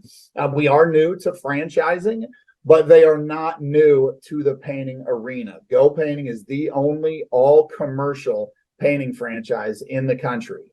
This company was actually started back in 2007 in Las Vegas, Nevada. It was started by, there were 3 friends that went together in college that actually went through a painting program in college, where their summer internship was they had to develop a company. So they developed a painting company. Well, once they graduated and moved on, one of the founders, Corey Summerhays, decided he was going to actually start a painting company because he enjoyed the program so much. Started it in Las Vegas, absolutely developed it, blew it up.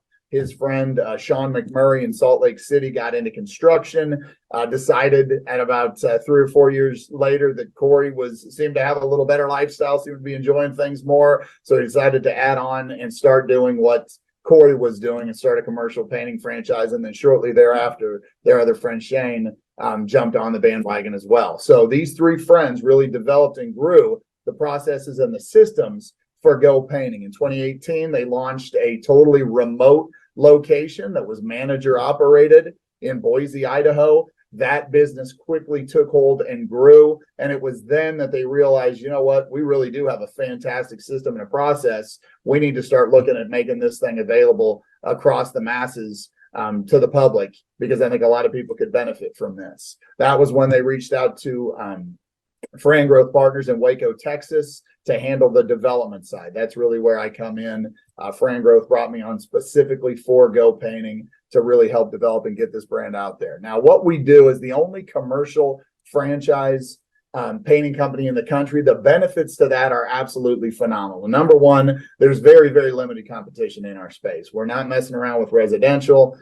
There's just too much of that. There's too many of those businesses out there already. We're focusing on the large commercial jobs. When you're dealing with large commercial jobs, our job average, instead of being $5,000-$10,000, is going to be $40,000 to $50,000. When you have a job average like that, you're essentially doing less jobs for more money. We found that with commercial, you're actually having a lot less stress, a lot less struggle, because when you're dealing with the commercial side, it really is a business transaction. You're dealing with property managers, so they're not going to be as focused on the tiny little details. When you're dealing with home and residential painting, it's an emotional thing. These are people's houses. They want to make sure everything is done exactly correct. It's going to be a lot more nitpicking. It's going to be a lot more time actually trying to work with that customer. When you're focused on commercial, you get in, you get the job done, and you move on to the next one.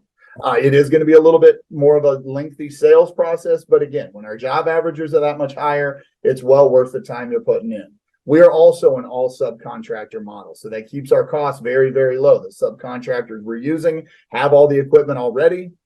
We're going to teach our owners how to go out there and develop, how to work with the subcontractors, how to find the business. We are not looking for painters. We're looking for people with business acumen. We're looking for grinders. We're looking for people that really want to develop and grow a business like this. This is not a semi-absentee play. We want all-in people to partner with this group. Because we are new in the franchising space, it's imperative that we bring in owners that are hungry, that are aggressive, that really, really want to grow. We are also looking at multiple locations right out of the gate because our cost is so low. Our average cost is going to be anywhere from $100,000 all the way up to about $145,000 on the high end of the spectrum. So again, when you're not adding equipment into the mix, it makes good sense to add a couple of locations, 2 or 3, especially when we're going into these burgeoning markets to really develop and get the most out of the territory we can. Good afternoon, everybody. Again, my name is Michael Hutchins, and I am the Franchise Development Manager for 1 Hour Heating and Air. 1 Hour is the market leader, the #1 residential HVAC company in the country. We have been franchising now for 20 years and currently have 375 locations across the country. And the vast majority of the individuals that I work with are entrepreneurs. They are not from within this industry. They like 1 Hour because it is an essential service. They like the high return on investment, the relatively short ramp-up period. Last year, I had 31 new locations. 27 were entrepreneurs. I had a NASCAR pilot, someone in med school, several attorneys, IT backgrounds, finance, engineers. Again, none of them were looking to set this up in order to get inside the vehicle. And I support both owner-operator as well as semi-absentee. And the appropriate budget for owner-operator for their first territory is $150,000. That would include their initial franchise fees, 2 vehicles, 2 field technicians, leasing out about 1,000 square feet of warehouse space, ample funds for marketing, as well as $50,000 in working capital for their 120-day onboarding ramp-up period. And if they elect to pursue this semi-absentee, they need an additional $85,000 to secure a solid lead tech to be the face of the business, so totaling $235,000. Our FDD is extremely strong. The item 19, last year, our #1 location did over $48 million in revenue. System-wide, average revenue per owner was $4.9 million. There's 3 revenue streams for 1 Hour. The first is a recurring revenue stream, which is great for any business owner. You have money coming in automatically every month. We do it with our service contracts, and they're called Comfort Club. We do very well with them. We have a 33% initial subscription rate. 85% of those members renew annually. And as far as revenue, it's also very strong. I have owners all across the country with 14 and 15,000 homeowners in their respective territories sending in monthly subscriptions, and $1 million or a little more than $1 million of their total revenue is attributed back to just the Comfort Club. And then we also provide service and repair work, as well as replacements and installations. And we provide our owners with everything that they need to know and have in order to be successful. We're very good at recruitment. Again, most of the people I work with are not from the industry. I have not had one location that hasn't had their team recruited, trained up, and ready to go at the end of their 120 days of onboarding. We take care of all their marketing for them. They will not have to look for customers. We manage social media, the webpage, Google ads, etc., all on their behalf. Again, a background in this industry is not a key attribute for success. Key attributes for success include the ability and desire to follow the system, which has already been successfully replicated hundreds of times across the country.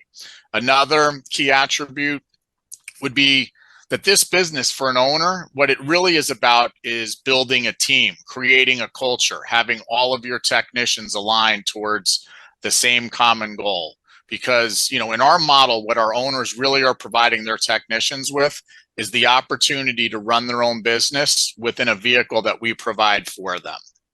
Our technicians transition over to what we call profit sharing, which is really just a commission-based comp structure. So our technicians think like owners.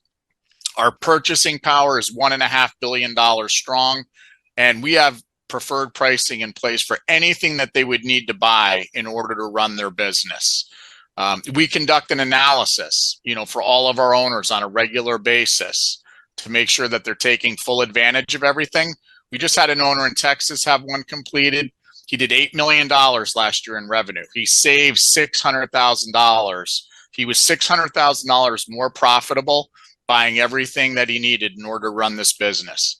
And this brand validates extremely well. I have a brand new owner out in San Diego. He's already on the other line making validation calls. He opened in July, 2 vehicles, 2 technisians. He's already up to 5 technicians and looking to add an additional territory. And again, he's not from this industry. He signed his agreements in February, went to initial training in February, and started interviewing technicians first week back in March. So thank you again. I look forward to working with you in the future, and I'm happy to answer any questions that you may have. Hi, everyone. My name is Lynette Robinson, and I am the Director of Franchise Development for Pestmaster. I'm so excited for this wonderful opportunity to present this brand to you today. Let's get started. Before we talk about Pestmaster, I want to talk just a little bit to you about why pest control in general. This is a wonderful sector in the home services space. It's a $24+ billion industry. It's had wonderful, consistent growth over the last 10 consecutive years, 5+% growth year over year. And the truth of the matter is this is an industry that's recession resistant. It's pandemic proof. It's not going to be outsourced to Amazon or AI anytime soon. This is a huge advantage to you because this means that while almost anyone can be your customer, you know that you're going to have consistent opportunities to bring your services into their homes and their businesses. But let's talk about why Pestmaster. Pestmaster is a 40+-year-old business. We're a nationally recognized brand. We're a proven brand. And we're also one of the largest suppliers of pest control to the government. I'm going to talk more about that in just a moment. We are also an industry leader in what's considered integrative pest management. And this is really advantageous to you as a potential business owner because our protocols are really backed by science and cutting technologies, which mean that you have the opportunity to offer more eco-conscious options in the field to your client. This gives you a huge competitive advantage in the field. We are also a recurring revenue model. Everyone rejoice. This is a great opportunity for you to be making money month over month, quarter over quarter with our core services. We are an industry leader with our technical support. I've honestly never seen better technical support than I have with this brand. With Pestmaster, you get this 40 years of experience in pest management, and you get this 40 plus years of experience in government contracts. You also get the benefit of being backed by the Threshold family of brands. We're a family of 10 home services brands with years and years of combined experience in the home services space, with 750 plus locations across the US. At the Threshold level, we're able to provide you even more support, including things like HR, sales training, profit and business planning, just so much comprehensive support above and beyond the amazing support that you'll see just here in a second with Pestmaster. Let's talk a little bit about what we address. We are more than mosquitoes, and this is so important for you as a business owner because we handle general pests, specific pests like bed bugs, termites, mosquitoes, and we handle rodents, snakes, wildlife, and more, including vegetation maintenance. What this means for your business is that it's going to be less cyclical and less seasonal so that you have the opportunity to be servicing your clients year round. You also have the option to cross-sell and upsell your customers into your other service lines, which means more revenue for you. We really and truly have world-class support. As I mentioned, we have some of the best support that I have ever seen. I've been in franchising for, more than 10 years. As a franchisee on the operations side, I've kind of seen it all. And I'm really genuinely impressed with the way that Pestmaster shows up to support their franchisees in building thriving businesses. We provide one-on-one business coaching and field support, one-on-one marketing coaching and analysis, one-on-one onboarding, and a very comprehensive pre and post launch strategy to help you launch strong and be set up for the lifetime of your business for successful growth year over year. We have a very robust learning management system that allows you and your teams to tap into our ongoing training and support where you're not having to necessarily do the training. So this means that if you want to be an owner operator or semi-involved, you have the opportunity to leverage these tools to build your businesses. We have a wonderful talent acquisition specialist that helps you with hiring, training, retaining your talent. As I mentioned, we have really some of the best protocols out there on the market. We have a PhD in entomology who is full-time on staff building these protocols for you and all the other franchisees. We also have great assistance when it comes to acquiring your pest control licensing. Licensing varies state by state, but again, we have 40 years of experience so that we're able to really support you at a high level as you go through that process. We also have amazing partnerships with broker networks where you can maybe rent or lease a license if that's the best solution for the beginning of your business. But let's talk about our government contracts team. As I mentioned, we've been doing government contracts since 1981, 40 plus years of this. And we take it a step further and we've embedded a core team, our government's procurement team inside of our national support center. And their whole job is to look for opportunities for our franchisees, present those opportunities to them, and then they walk them through the process step by step of building that bid and winning those opportunities. This is a huge advantage to you as a potential business owner because we are marketing and handling all the sales and marketing essentially for an entire sector. Unlike many other businesses who focus just on residential or commercial, or maybe the two of those, we really focus on these three core customer segments of residential, commercial, but then also government contracts. There's a lot of money out there in those government contracts, and our team is there to help you identify those opportunities and build those bids, taking you step by step through the process. Now, we're going to talk a little bit about investment range. Our initial franchise fee is $42,500. We usually suggest that the all-in estimated initial investment is going to be somewhere between $84,600 and $188,800. Some people ask me the question, well, why is there this big range?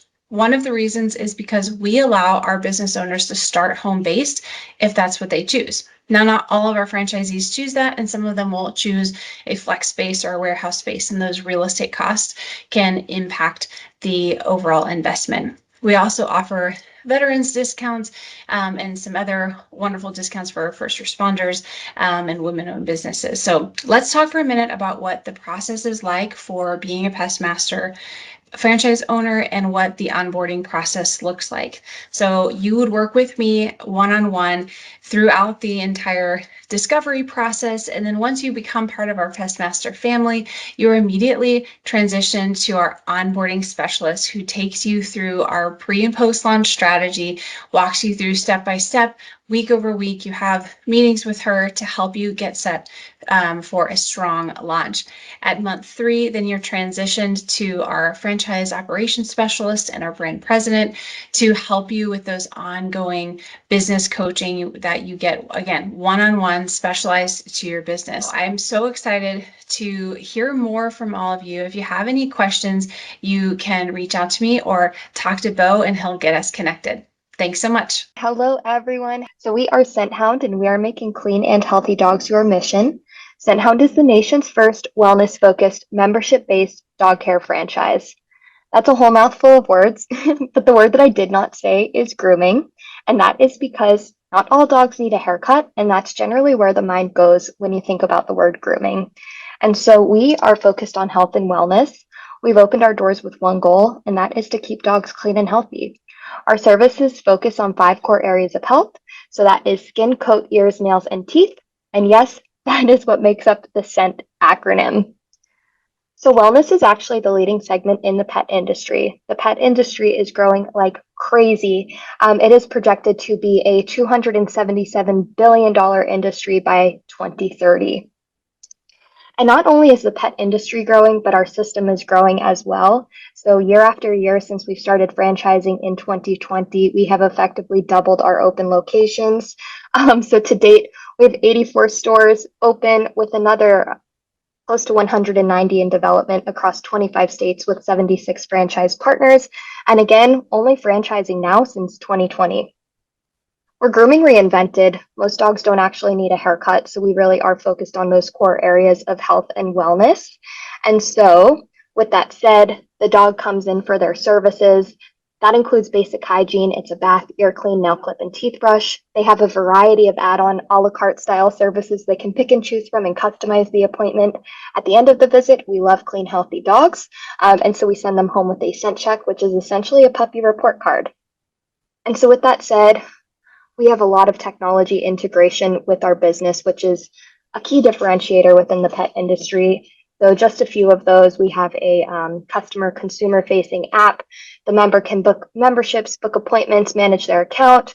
We also have a backup house app that's helping our team members complete the services and maintain consistency. We also time each part of the service to help you, the franchisee, forecast your labor efficiency. When I look at building a successful business, there are kind of 3 key places we look at: site selection, leading your team, and then measuring your business health. And so we will help you identify the ideal location with site criteria, demographic data, and build out timelines. And we'll provide ongoing support for your additional units as well, starting with weekly phone calls from day 1 with our real estate coordinator. We'll help you lead the pack. In your first 6 months, your key focuses are going to be on building a great team, building your trimmer training machine, so your internal career path, and then also building your membership count. We will also give you access into a great analytics dashboard to help you measure your KPIs. Of course, measuring your business health is extremely important for your success. And so we have created a very easy to read dashboard for our franchisees. It is cloud-based. You can see it no matter where you are, no matter what time of day. Of course, measuring your business health is very important to your success. As far as training and support, we offer a whole ton of it. So starting from day 1, of course, you'll have phone calls with real estate to make sure that you have a successful project. You'll come down here to Jupiter, Florida, which is where we're headquartered, for a week-long immersion training. It's classroom style, and then also taking theory to practice. So we spend a full day in one of our open and operating centers. We do some role plays, and then we spend a second full day in our local shelter. We built out a replica bathing room of one of our stores. So while you guys are down here learning how to do the services we perform, we're also prepping dogs for adoption at the same time.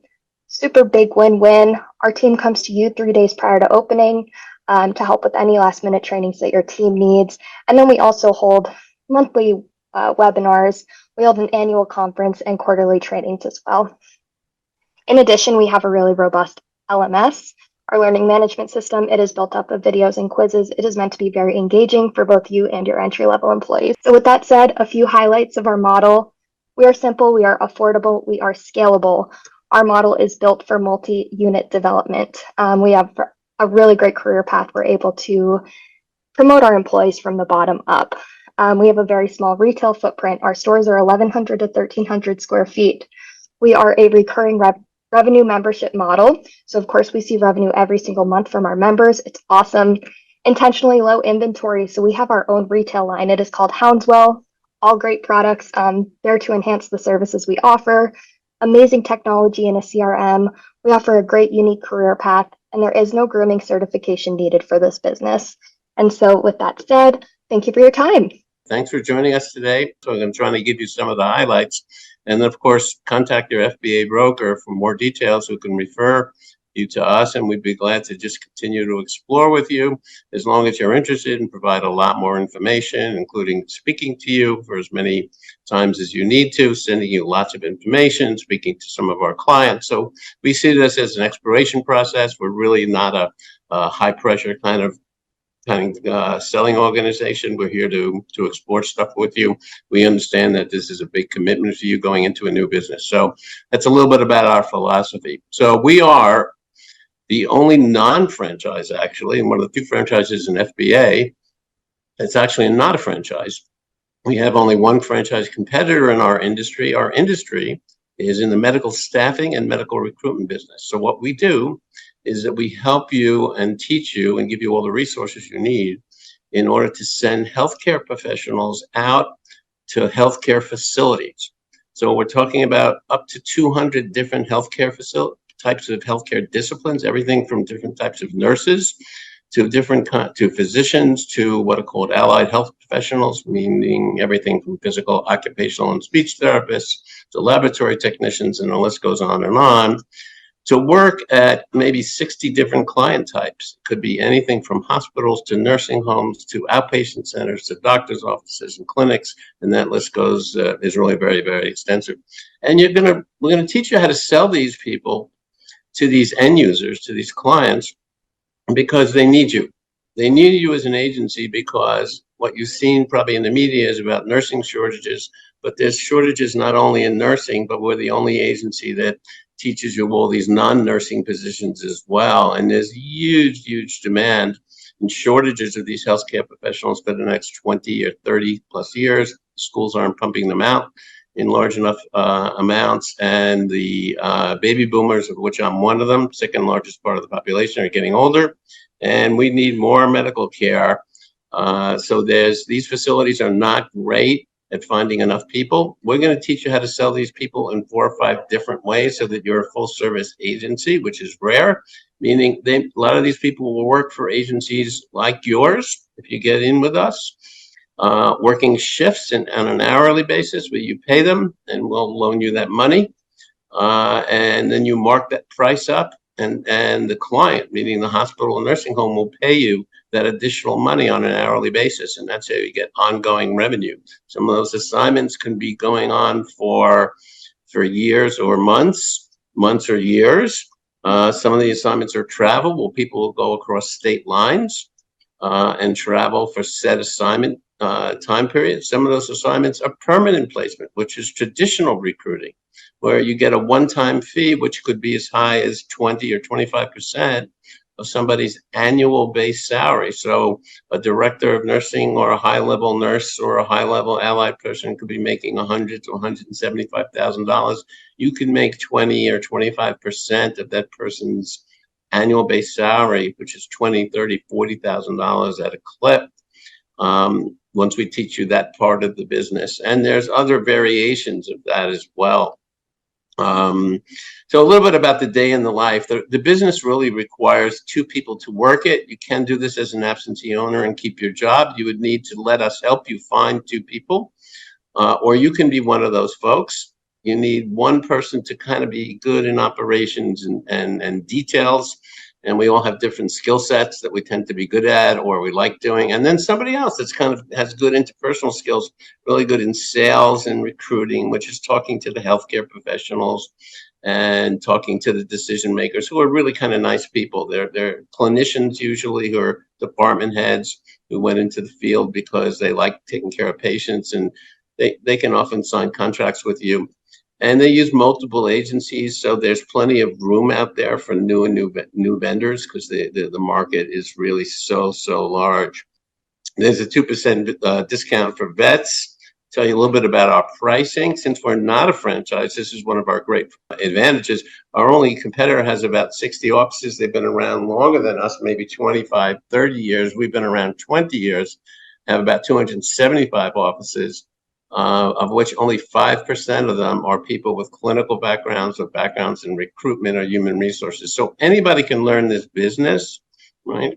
And with 2 people to start, you can really multitask and get this business growing. In terms of the kind of money that you can make and what it costs you to get in, with one program cost about $70,000, you're going to need another $70,000 in working capital. Your broker and MSC as well has financing available for those fees and working capital.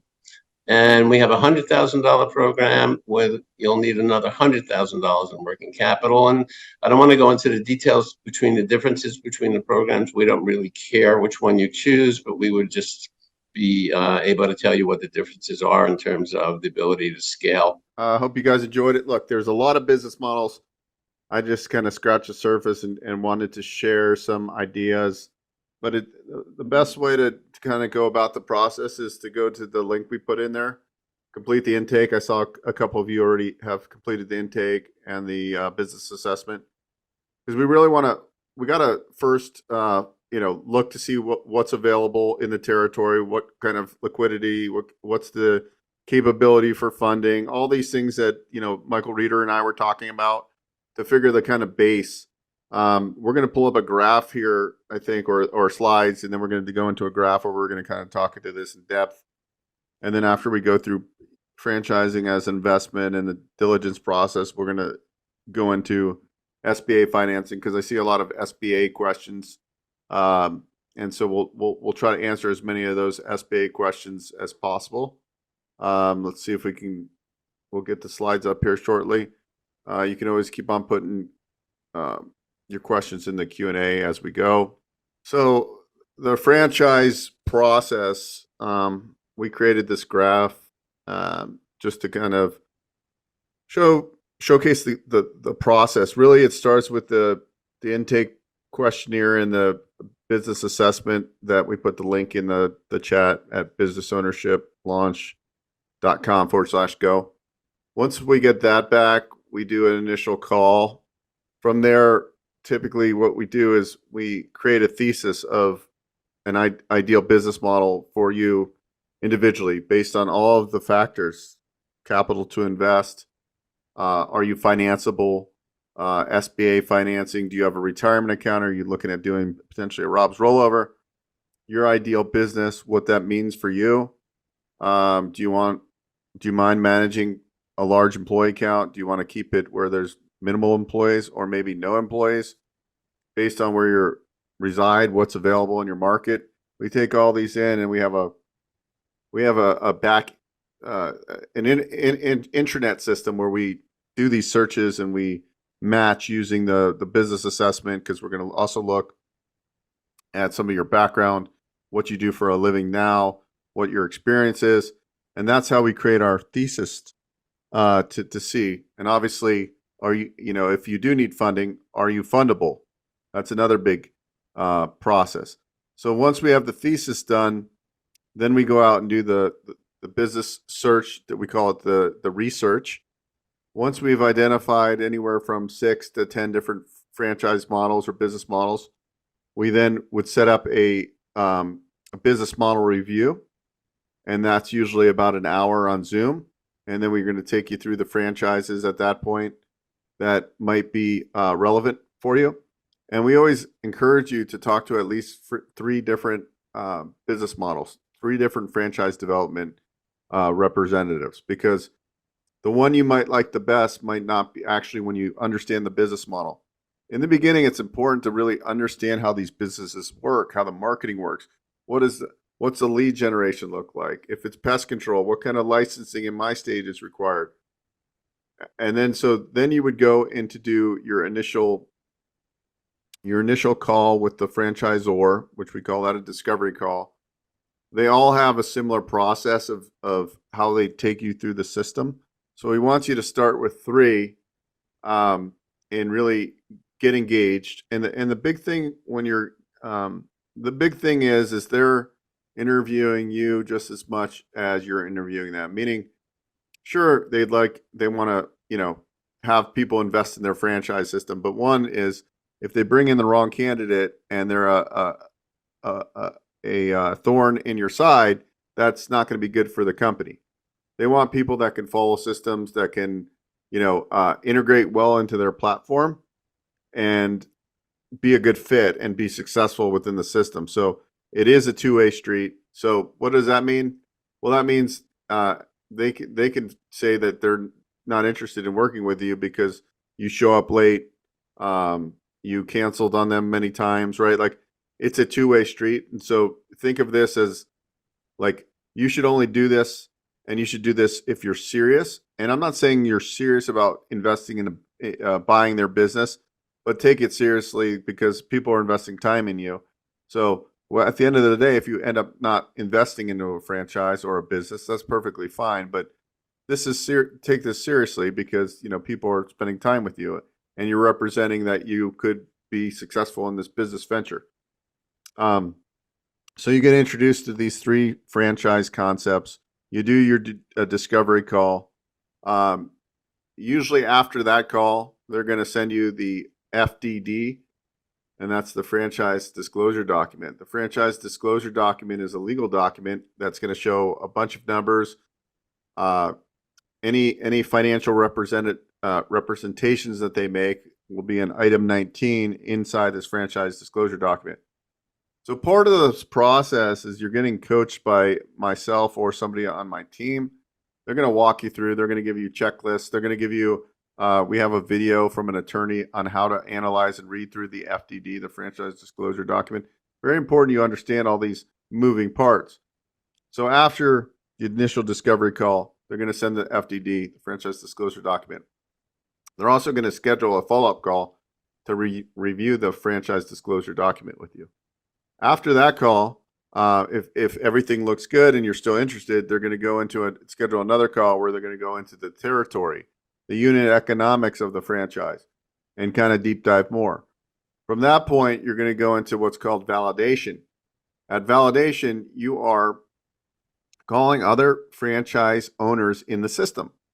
And we give you checks and checklists and a little guidance on how to perform these validation calls. And at this point, going back to the funding part, what I do, I think differently, having an SBA background, is we really got to look at part of the due diligence that I think really helps people is whenever you're applying for an SBA loan, you need to do projections. And so these projections are typically 3 years. We have templates for it. And the first 2 years, we break them down month to month, right? Because we need to know what this business potential is.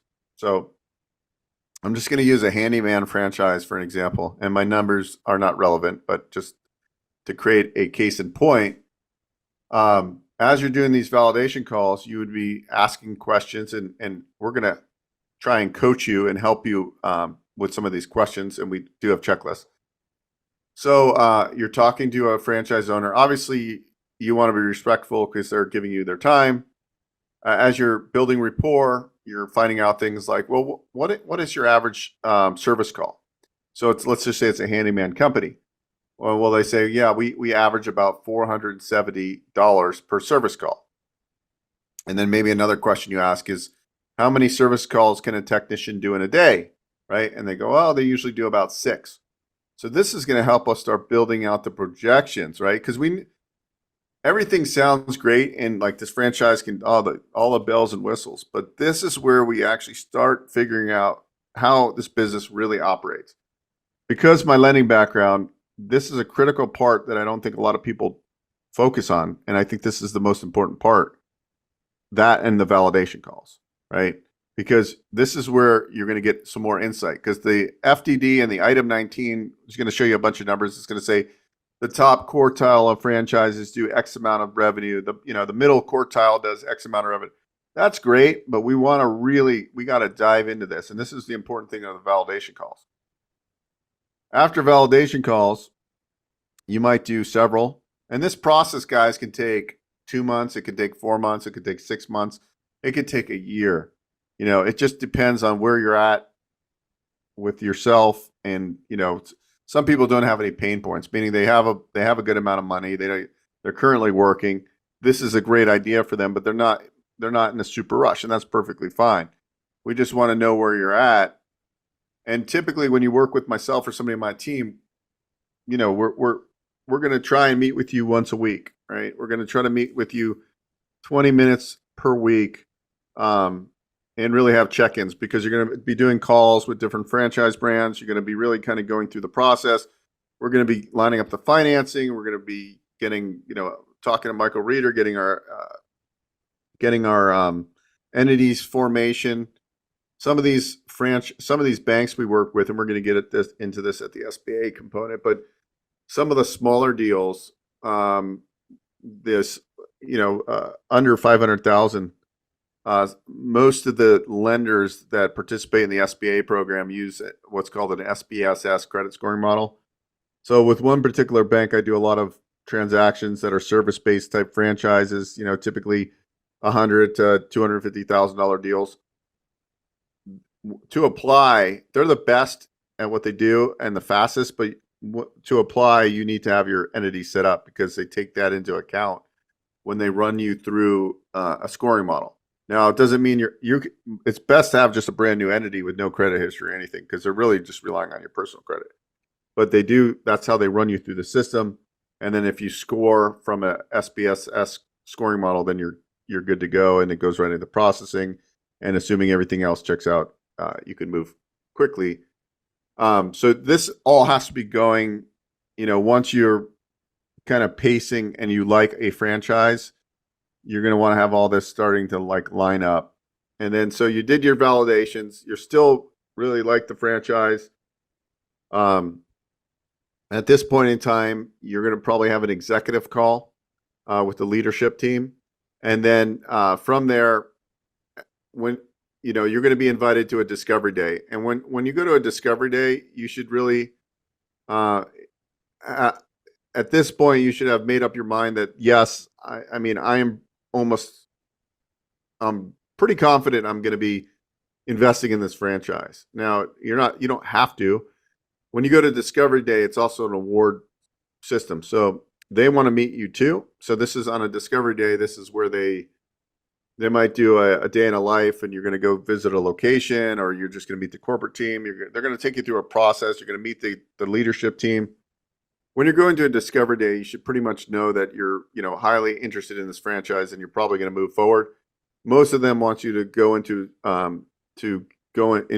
franchise agreement in a few weeks after, based on your situation. And so at this time during the Discovery Day, they're going to either award you the franchise, or they're going to say you're not a good fit. And actually, they do say you're not a good fit sometimes. So why would they ever say that? Well, sometimes people, this wasn't me personally, but I had a colleague, and he was doing all the calls, not his spouse. And then they went to Discovery Day, and his spouse came in and said, yeah, I'll be running the whole thing. And she didn't represent very well. And they actually said no. Because like I said, sure, everybody wants to grow their franchise systems, but they do not want to bring in bad seeds into their system. So, or if they just don't think you have the skill sets and capability or the liquidity to end up doing it. So that it's an award system. It's a two-way street.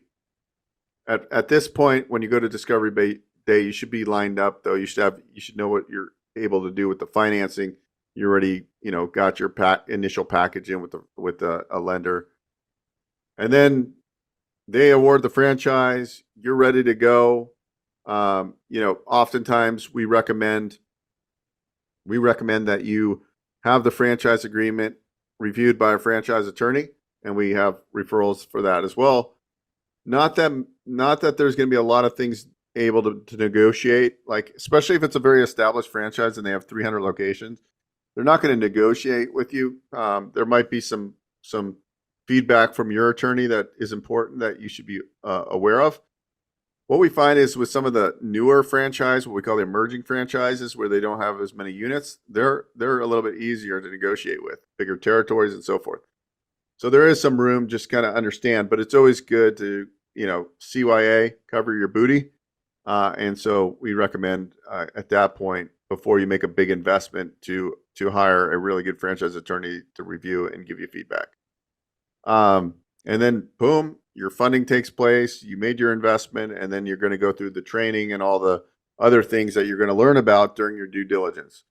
So when you're doing your due diligence, that's, you're going to, if you're not a business development person, first of all, we're going to match you with a franchise based on some of your skills. We're not going to, if you're a total introvert and not good at sales, we're not going to put you in a franchise that it's dependent on somebody selling, unless it's a hireable position and you understand that you're going to hire a sales manager, right? And so that's why when you go into this process, you should have an open mind, because maybe a pest control business doesn't sound sexy, but when you really look at the business model and being being the owner and working on the business, maybe you understand that, hey, it's got recurring revenue, we've got government contracts, etc. So this is the process we help you go through. There's some more steps. I just gave you the kind of the fast track version, but this is really how you should come into this. So like if you're serious about owning a business, and this would be good for you. If you're kind of just like maybe not serious enough to like really get on phone calls like weekly with these franchisors, then it's probably not a good process, because they're going to try to, right, their jobs are to get more candidates into their system. So it's okay to learn, but I don't, like, you have to have a certain level of seriousness that you do want to invest into a franchise in order to like kind of efficiently go through a process like this. And it's not, and I tell people the same thing. Look, at the end of looking at a bunch of franchises, and maybe when we go back to the drawing board sometimes because the initial franchises just aren't a fit, that it's okay, because not everybody is meant to own a franchise. But maybe I do believe though that everybody should own a small business. So maybe it's vending. We do have vending partners we work with, and I'm not downplaying vending, because I think vending is one of the best business models out there, because it's essentially in theory work about 1 hour per week per machine. Great tax write-offs buying those vending machines, and a business that you can hire somebody to fill the machines. A lot of it's you can see what's low on your app on your phone, so it's a good lifestyle business. Other business models are more intensive, and then there's the different business models: owner operator, semi-absentee, managed model, or CEO model. So we're going to segment into why own a franchise. Proven business model, typically, unless it's a very new franchise with not many units, then it might not be that proven. Although typically if they're franchising a business, they probably at least have one corporate location that's doing fairly well. Depending on the brand, you got established brand recognition. There's some household names that are going to bring a certain level of customers into your door. They have processes and training and systems, and once you go through the due diligence process, that you should have a comfort level and an understanding of what your business model, their strengths and weaknesses of the business model. How do they do lead generation? Are they handling all your CEO? Are they handling your bookkeeping? Some of these franchises do all this stuff. Maybe there's some that you don't want a business model like that, but a lot of these are you're going to say, okay, I see that you're doing the SEO. I see that you're doing you have a call center. What is my responsibility? Where can I grow the business from a belly to belly system? Well, join a chamber of commerce. You're doing painting, commercial painting. You're going to network with property managers and HOAs and things like that. So these are steps that you're going to take to really understand the business model and then what you would be doing as the owner of the business, right? And then if it is a semi-absentee model, how do you get that right fit? Do you help me screen the general manager that I need to hire, right? These are things that are going to be all fleshed out as we're going through the diligence. What additional resources do you have? How do I grow the business? That is why we invest in a franchise system, because it's a proven system. And that's the process of figuring out, starting with the initial discovery and the intake, where we want to kind of end up with you is really understanding all these questions and then matching to a business model based on your capabilities. And then, what is your ultimate goal? Your ultimate goal, we all have different goals, right? Like some of us are just worked 40 years and we've got some retirement coming in. The other day I talked to a vet and he served in the Navy, I think. And he has retirement there, right? So I think he's got $4 or $5 grand a month coming in, for the rest of his life. But that's obviously probably not enough for most people. And so he's getting into home health care, where he's doing non-medical health care. And that's really kind of like a staffing business. You hire caregivers, you get clients, and then you bill hourly and you make a spread on it, right? Like that's really the non-medical home care business. And quite honestly, senior care, home care is a huge multi-billion dollar industry. And there's lots of opportunities. So we didn't talk about any senior care type stuff, but that's another great sector in franchising. So when you guys go to businessownershiplaunch.com/go, one of the sections is intake, and we have you rate, different sectors, which helps us also figure out what type of business model might be good for you. Senior care, fitness, advertising, business to business, restoration, right? Like that's also part of, as some of you already have gone through it, you'll see it. That takes you about 10 to 20 minutes of time to do those two intakes as well. So it's not too labor intensive. All right. And we can move on to our next slide. Going back to why own a franchise, they usually have training that's and resources to help you hire people. You're usually getting products at wholesale, like you heard the HVAC company. They have a whole buyers club because, right, like they have a $1.5 billion in buying power, he was saying, right? So you're going to get stuff at a much less cost, and then they have ways of marking it up for retail customers. So that's where the strength in number comes in. Typically, if it's time-tested processes, you're going to look, how long has this franchise been around? What are their actual processes? What's unique about them? A lot of the franchise systems too, I should add in, they may have proprietary products. Some like, for example, I'm thinking of a infrared sauna business I work with. They have their own product line of healthcare stuff, right? So that's good. I think the other thing you're looking at when you're evaluating franchises is this like a service business that's like a one-time and done, like painting type of business, or are you really more passionate about something that's recurring, like a pest control company? So understanding those nuances with different franchise models. Some of them have a little bit of both, like the HVAC company. They also have a recurring revenue from their comfort club. So I like recurring. I think once you build it up and you have your expenses covered, you really can go, how many more clients do I need to get to a certain level?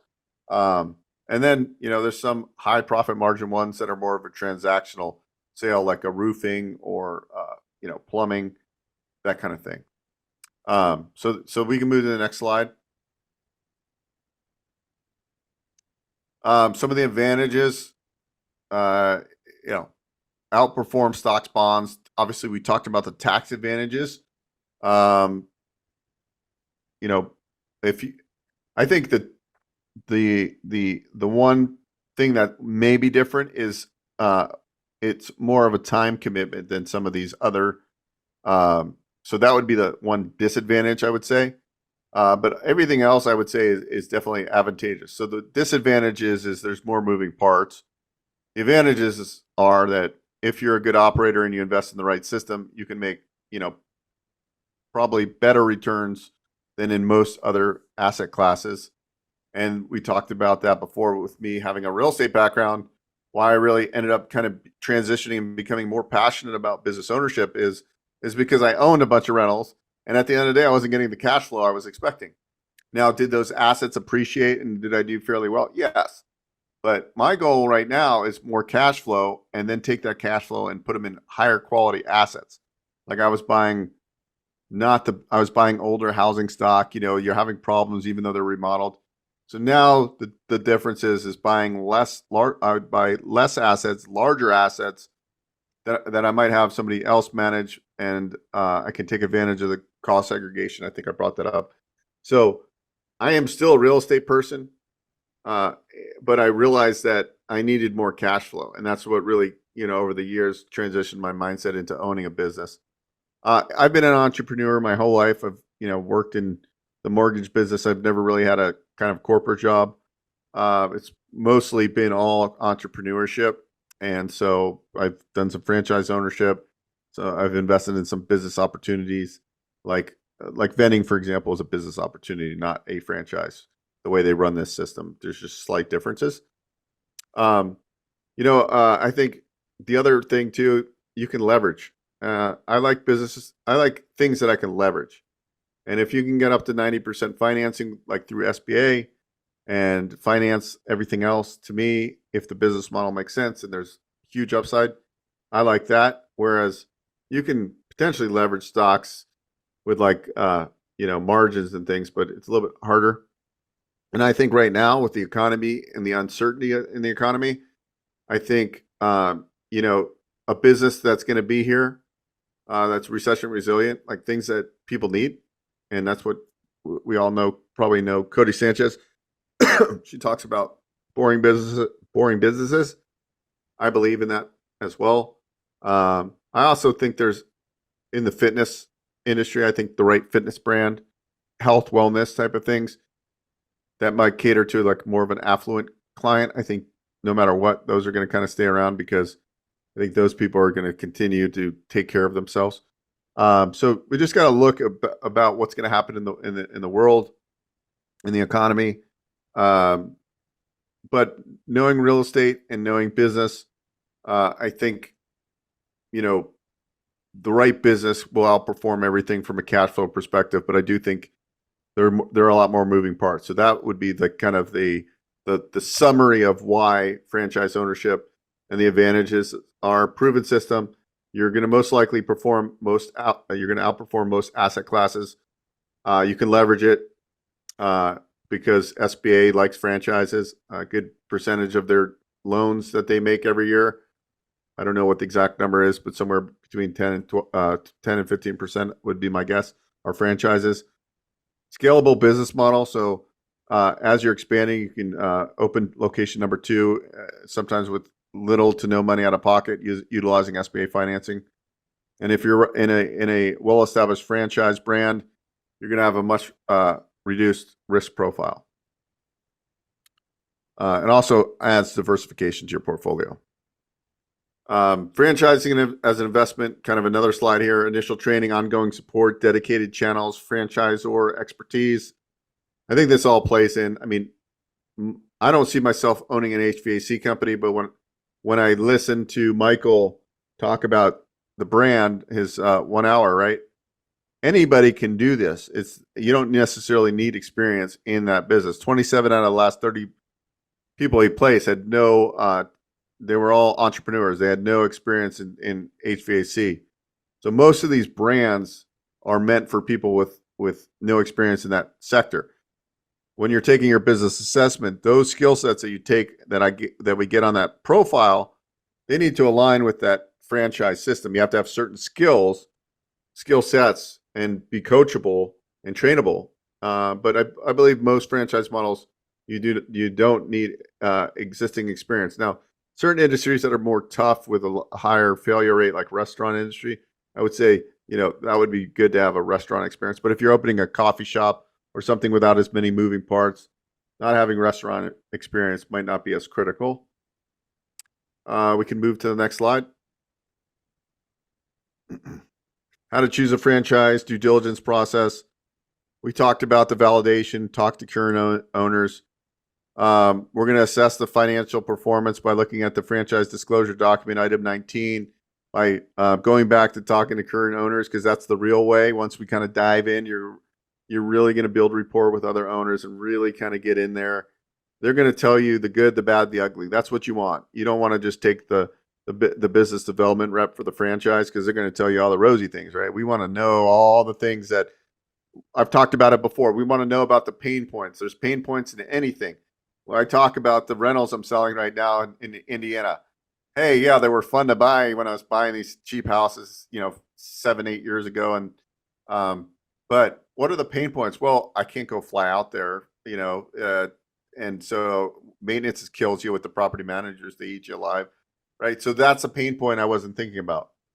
You're going to assess the financial performance. You're going to understand the operations of the business. Look, you're going to be in this business before you sign on the dotted line.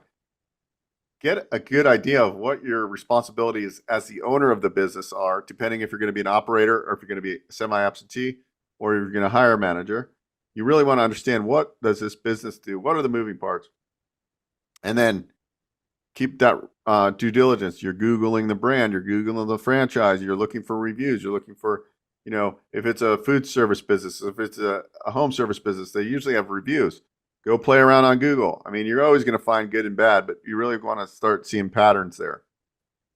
Do the validation and conversations with owners as you're working your way through. That's when you get the most clarity about business models that would work for you. The majority of my calls recently are people that have W-2 jobs and they're not necessarily want to quit the job today. Granted, that's the majority of the calls I get. There's models out there. Some of people are getting laid off. And they went from a high-paid tech world job. Now they're laid off, and they're like, all right, I'm not going back to tech. I'm going and owning some service-based business where I can run the business and work on the business, not in the business, as Michael Gerber from the E-Myth says. We can move on to the next slide if there's another one. Yeah, but we're on to the Q&As now. Okay, perfect. So we got some Q&As ahead of this webinar, and we got some Q&As in the Q&A chat box. So I'm just going to start asking questions, and Beau, just take it away. All right. So you ready? Yep. All right. So the first one is, what are the best industries to consider for a franchise business? I would probably tend to say, where are you starting from? How passive do you want to go? How absentee? And that's gonna be a big determination. I like service industry. I like recurring revenue. I like some of the business models better than other business models for sure. I do like pest control. I think that's a great industry. I like the recurring revenue component of that. I like commercial painting. I like some health and wellness. I like the infrared sauna. The basic business model is it's a brick and mortar location. You have 2 employees, one that works the front and one that cleans the saunas. It's membership based. Average monthly membership somewhere around $200. Don't hold me to it, right? So, prior to the launch, they try to get you at least a break even, right? So I like models like that. We have one company that does bins where people recycle clothes, and it's very semi-absentee. I like vending a lot. I like a lot of the senior care business models. I like the mobility businesses, such as they rent or lease or sell scooters and wheelchairs and things like that. That business is not going anywhere. I like anything that's senior care or senior geared, like aging in place. Like we have a franchise we work with that does retrofits. So they come into the house, they put handrails in so you can still shower, right? Because most people want to age in place. That's a given. And so I like all these service lines around that. There's even a business model that does like handiwork and they gear it to seniors because a lot of seniors can't go mow their lawn or change air filters. We have another one that does 18-point inspection on homes that works with a lot of property management companies. We have property management franchises. I'm not a huge property management type business model, but I think if you're in real estate, it definitely could play a good part to kind of. So that's another interesting line. We have logistic businesses. I like logistics. So with Amazon and everything, moving shipments and things like that, that is there's a really cool brand that I like a lot in the logistics space. I like the medical space, medical staffing space. That's more going to be now. Granted, you can hire salespeople for that role, but I like that business. But you have to be kind of okay with making calls and emails, and I think that's a simple business model. You can have two people and do fairly well doing placements like that, and you can get some recurring revenue when you do the per diem. So you do permanent placement, you also do per diem. So I think there's a lot of things in there that could be interesting. But really, it comes back to the thesis of you. When we showed you that graph earlier, we got to create a thesis of what would really make sense for you. And some of you are in a different path than others, and so that is the tricky part. And that's why we got to really create that thesis, because that's what it's really going to be dependent on. All right, next question, please. I don't have much money saved. What is a realistic expectation for the amount of cash I need to invest in a franchise model? So we have franchise models anywhere from, let's say, 40, 50,000 all in investment, initial investment to 130,000. Okay. Let's just say the total cost investment range is $100,000. If that franchise system is approved with my bank, I can do as little as 10% down. We're going to get into that. So for 10, 12 grand, you can get going into a franchise business, and we're building in working capital in that number. So if you don't have 10 or 12 grand, maybe owning a business right now might not be the best thing. We're also, when we get into the SBA part, I'm going to also tell you how you can also, maybe your parents or your family member wants to go in and they can be your money partner. They can come in and own less than 20% of that new business, and they can provide the down payment or the equity injection. Next question, please. What are some of the emerging trends among those investing in franchises? I think Michael Reeder did a good job of that. A lot of people looking for recession resilient businesses that have recurring revenue that are not going to be affected with the economy. People are the other trends are you're getting more people that have been corporate for 15 or 20 years. And they're keeping their job because they're doing a couple $100,000 a year, and they got a couple rentals. They look great on paper, but they know they want to. Most entrepreneurial people, or most people, I don't know if I'm going to say entrepreneurial. People that are high achievers are always trying to get better situated financially, right? High achievers that I think the ultimate goal for many of us out there, if I had to paint a picture, what do we want out of life? We want to feel passion, and we want to feel financial security. And financial security to us may differ. Some of us have $20,000 or $30,000 a month overhead. Some of us have $3,000 or $4,000 or $5,000 overhead. But we want to feel a level of security and peace of mind. And so these high achievers that are in the corporate world, they've got some discretionary funds, and they probably invest in real estate and realize real estate is a great investment. It's more of a longer term play, and it's not going to pay. So a lot of those people are looking at business ownership now more than I've ever seen. And I think that trend will continue. That's the main the main thing I've seen, that desire to own a business and not be so reliant on when when your company goes under or there's corporate downsizing. That's the biggest trend I see. Another question?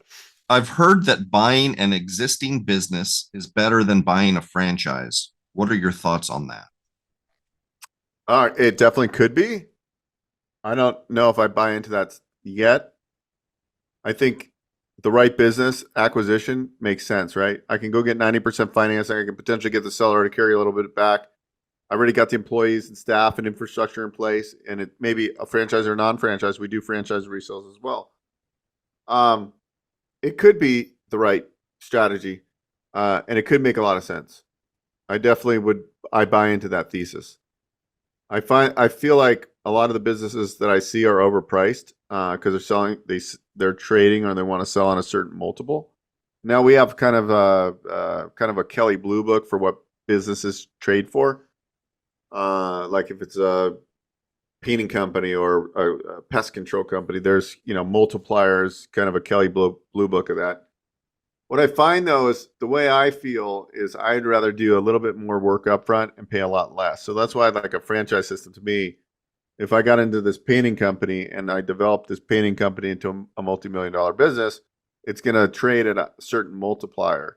And I'm only maybe in the painting business 150,000 plus the expansion cost. So that's why I always like putting as little money of my own as I can because I feel like I can move the needle. Now, if I had a boatload of cash, I would think differently, right? Like if I had a money problem and I needed to deploy my capital, I would love that problem. I don't have that right now, but that might be a different thesis. But I think people here, I would say the majority, don't have a money problem. They might have a couple $100,000 sitting around, right?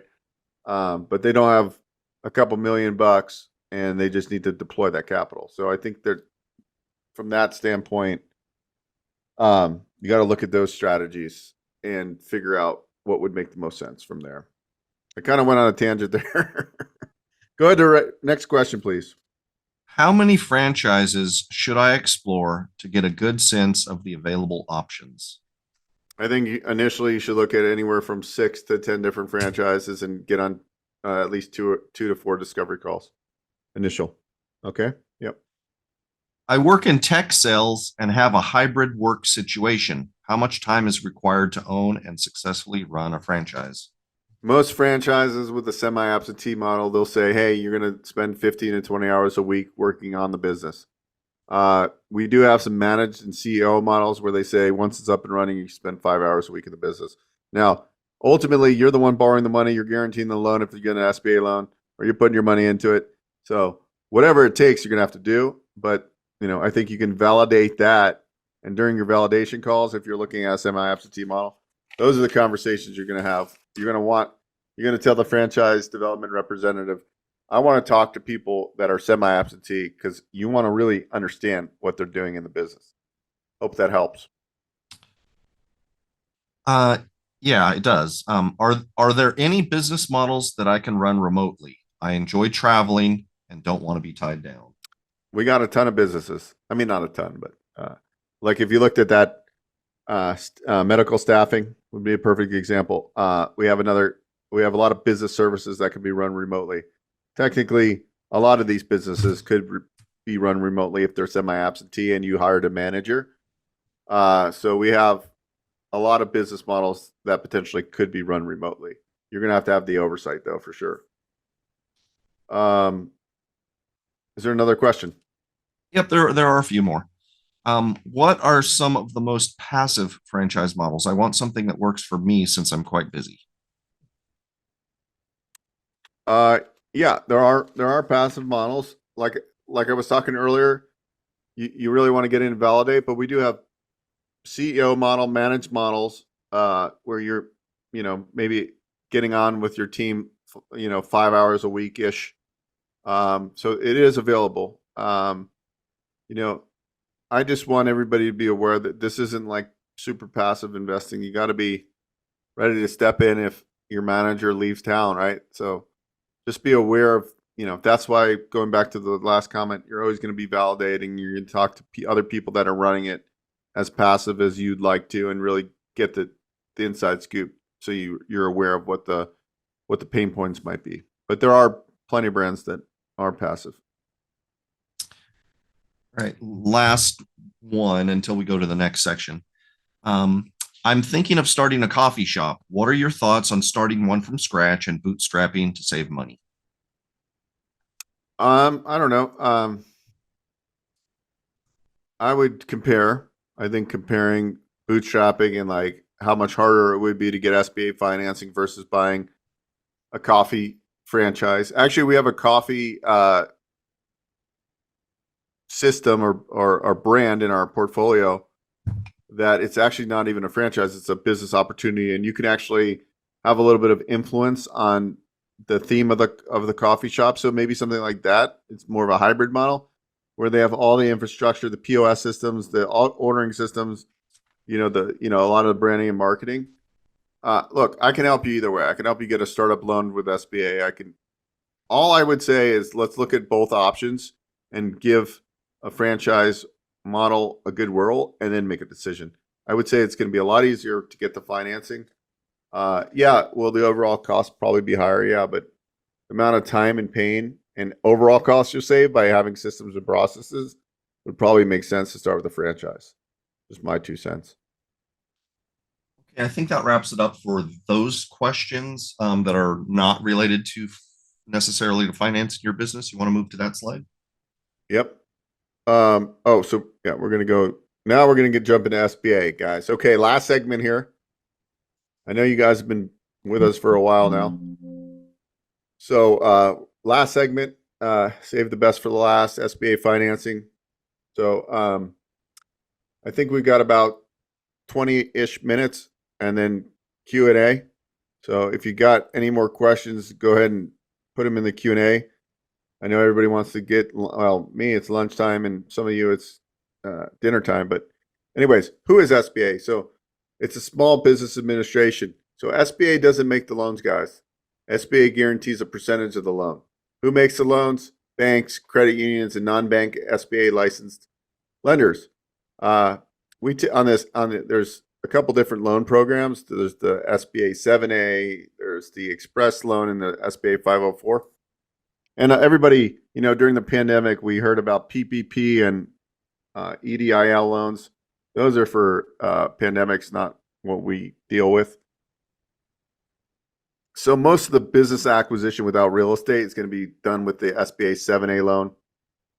On an SBA 7A loan, on a franchise startup, typically you're going to be able to fund up to 80 to 90% of the total costs. On a business acquisition, you're going to be able to fund up to 90% of total costs. There's a lot of tricks and trades but generally, if you're looking to secure financing, you have to have decent credit. I would say ideally at least 680 or better. No recent BKs or foreclosures. You have to be a U.S. citizen or a permanent resident. Now, if you're somebody watching this right now and you're not a permanent resident or U.S. citizen, there in some states we do have alternative options, and maybe that might be a good option for you. Such as, for example, California, we have a guarantee program where you don't need to be a U.S. citizen. So there are options sometimes. A lot of the people that do the E2 visa that come from another country, they want to get moved to the States on a E2 visa. It's the easier way to go, typically. I'm not an immigration attorney. A lot of times those are hard to finance. Sometimes some of the franchisors will finance a bit of it, but most of the people coming in, they have to invest a certain dollar amount anyway, so they're usually buying into something that they can afford to buy into with cash. So SBA loans can finance franchise startups, franchise acquisitions, different startups, as long as it's an eligible. We lost the slide here, I think. Yeah, we did. I'll get back there. Okay, no problem. As long as it's eligible, there's a couple different business models that aren't eligible. Like right now, you can't invest in any type of cannabis business. But honestly, it's really the ultimate way to fund a business. I mean, you're never going to get leverage like this. You can get up to 90% of total cost. On expansion, you get up to 100% financing. Maximum loan on the 7A is a $5 million deal. Although we're able to do pari passu. So I am working on a deal right now that's $14 million. Part of it's going to be seller financed. And we're going to do a $5 million 7A. And we're going to do about 2.5, 3 million in a conventional loan with the same bank. So there's ways to do larger acquisitions with it. Typically, you need a 10% equity injection. The way we underwrite and size these deals is based on cash flow of the existing business. If it's an existing business, we got to make sure that the cash flow will support the debt payment. If there's real estate involved, you can amortize these loans as high as 25 years. If there's no real estate involved, it's typically going to be a 10-year term, such as a franchise, startup, or business acquisition. Right now, they're waiving the guarantee fee for deals under $1 million. I think that's in place till October. I act as a facilitator, kind of telling if you don't understand what I do completely yet, I do SBA and business lending advisory. I also do some commercial lending. So people come to me and I help facilitate these deals and structure them and find the right lender, because every bank is different. They all have different appetites. You can take it to one bank, they could decline it. You can take it to another bank, they decline it. Anyways, they all will lend on different things. Some of them, they just have different boxes. Just keep that in mind. Some will do 90% on a franchise startup. Some will do 70. So I help facilitate that process and get them in the right way. And we also have a business ownership coach side where we help people buy franchise startups and franchise resales. And you notice the link that some of you went through. That's where we start with people. If they want to buy a business, we have them go through that process there. So those are kind of the two core businesses that I'm part of. We do some other consulting and like expense reduction, and then obviously on my spare time, try to find cash flowing businesses to invest in, or always looking at startup ideas as well, like vending and different ways to grow my portfolio. So I love researching franchise. I love SBA deal structuring. And so anyways, there is the SBA 504, which is a first and second. This is going to be used only on real estate or heavy equipment.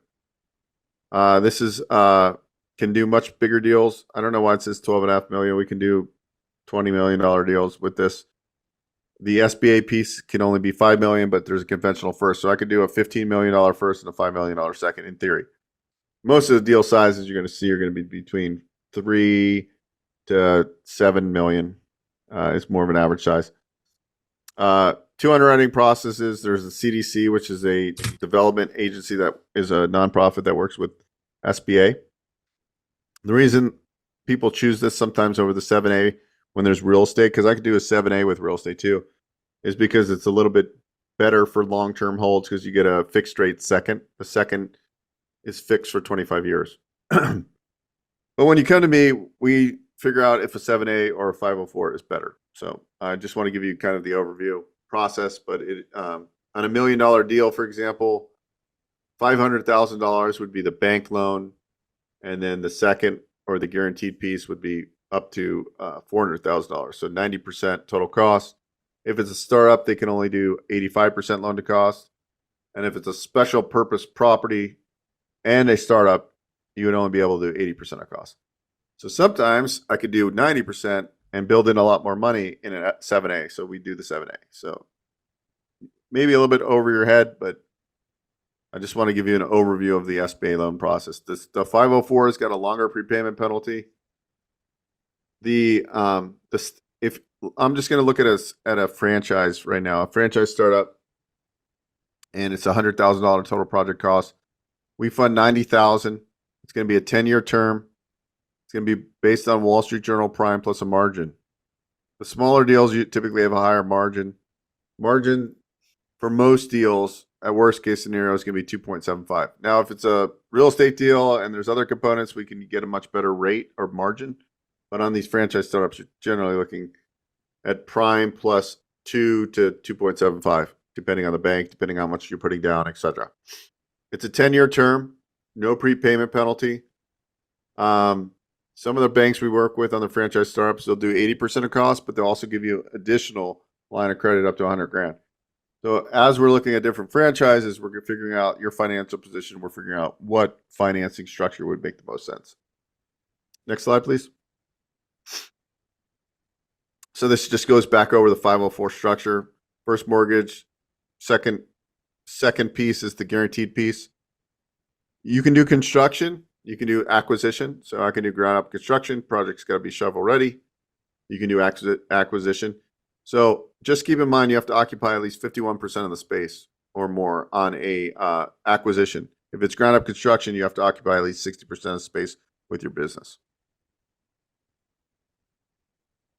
Pros and cons of 7A versus 504. The con of the 504, 2 underwriting processes, longer prepayment penalty, not as flexible, but potentially better pricing and lower monthly debt cost. 7A, more flexible. I think we talked to, that's fine. You can change it back. Structuring deals. If you're doing a business acquisition, so $1 million deal, total project cost $1 million. Bank finance is $900,000. You get the seller to carry back $50,000 on full standby. No payments due for the first 2 years. It can accrue interest. Then you only have to come in with $50,000. Typically the bank still wants you to come up with an equity injection. So most banks, the riskier banks or the ones that are most aggressive, I've structured deals where you only have to come in with 2.5% and the seller carries back 7.5%. 90% bank loan, 7.5% on full standby by the seller note, and then you come in at 2.5%. So in that scenario, I just closed $1 million business with 25 grand out of pocket. So I think that's pretty powerful right there. On expansion, we talked about it. So let's just take the example. I'm a CPA and I rent rent space, and my business is doing well. I decided to go buy a building. I'm going to occupy 51% of the space or more. I could finance the purchase price of the building, any of the tenant improvements, any of the furnitures, fixtures, equipment, working capital. Now I'm moving into a bigger space. I can build in the employee salary for the new hires, etc. I can borrow 100%. Possibly I can borrow 100% of all those costs. So you can see you can use SBA to really stack, right? You can have multiple SBA loans. So there's real strategy to get further ahead by utilizing SBA. Just like going in and you had 200 grand and you went and paid cash for that rental property. It might be better to maybe have 60, 70% leverage on that property and then buy 2 or 3 of those rental properties. I think same kind of philosophy. And some of us might not have a couple $100 grand to invest in a franchise startup. Well, that's why the government helps us as small business owners. Now, I know some people are on the call from Canada and you don't have this product. I know you have some business finance, but nothing like this. I think a lot of us don't understand how lucky we are to have products like this because, you go to other countries, some of them, I'm sure there's other countries that have great products too for financing businesses, but the majority of them don't. So take advantage of this in one way or the other, whether you want to, move your company into, you want to buy a business, you want to do a franchise, expand your business. It's really the most versatile tool to do that. And the banks love making these SBA 7A loans because the banks, the day they close the deal, typically they're selling off the guaranteed portion of that loan for a huge premium. So it's extremely lucrative for them. So they love making these loans. So the key, though, is to work with banks that understand the SBA process. And so that's what I do. I work with like the top BDOs for the banks. We call them business development officers. and then understanding which banks will do what. For example, I had a laundromat startup I think I've talked about in the past. Took it had 3 conversations with banks. The 4th bank said, yeah, we'll do it. And we funded 85% of the cost. The guy didn't own any real estate. So you can do pretty amazing things. And, you know, he's building out that location right now. So it's all available for you and out there. It's just a matter of what you want to do. So, you know, that's really why we do the Business Ownership Summit, is just to make you aware. The other cool thing about the SBA is I'm buying a business for $1 million, and the seller won't carry back anything. I need 100 grand. Well, you know, Bill's been helping me out all day, and he's got an extra 100 grand. And hey, Bill, would you want to invest in this business? Look, I'll take the risk. I'll guarantee the SBA loan. I'll give you 90%. Excuse me. I'll give you 19% ownership of the business if you put up the $100,000. And so Bill says, well, yeah, well, what's that? What are the returns? Let me see the financials. Yeah, I would do that, right? Boom. Now I'm guaranteeing the loan because I own 80% of the business. But point is you can be extremely creative. Or I call my dad, hey, Dad, I need a gift. I'm buying a business, and you could gift me those funds. Just like buying a house, you can get gift funds. So there's ways to be creative. Loan for the SBA 7A loan amounts over $500,000. The SBA guidelines say if the loan amounts over $500,000, we have to look for additional collateral if there's a collateral shortfall. And if you're buying a business, there's pretty much no collateral unless there's real estate involved. Like, we're not going to value your machine that you say is worth 100 grand at 100 grand. They're going to give you 35 or 50% of value. So there's going to be a collateral shortfall just on business acquisitions. If the loan amounts over 500,000, and if you own any other real estate in your name and there's a collateral shortfall, SBA guidelines will require a lien on that property. Now, you're buying a $2 million business, you qualify, you have experience, but you don't have an additional collateral, and everything else checks out, I could still do the loan. So we do that all the time. So some banks will do what we call airball deals, where they're really under collateralized. The reason they do it is because they underwrite the deal, the business cash flows really well, the buyer's got good financial strength.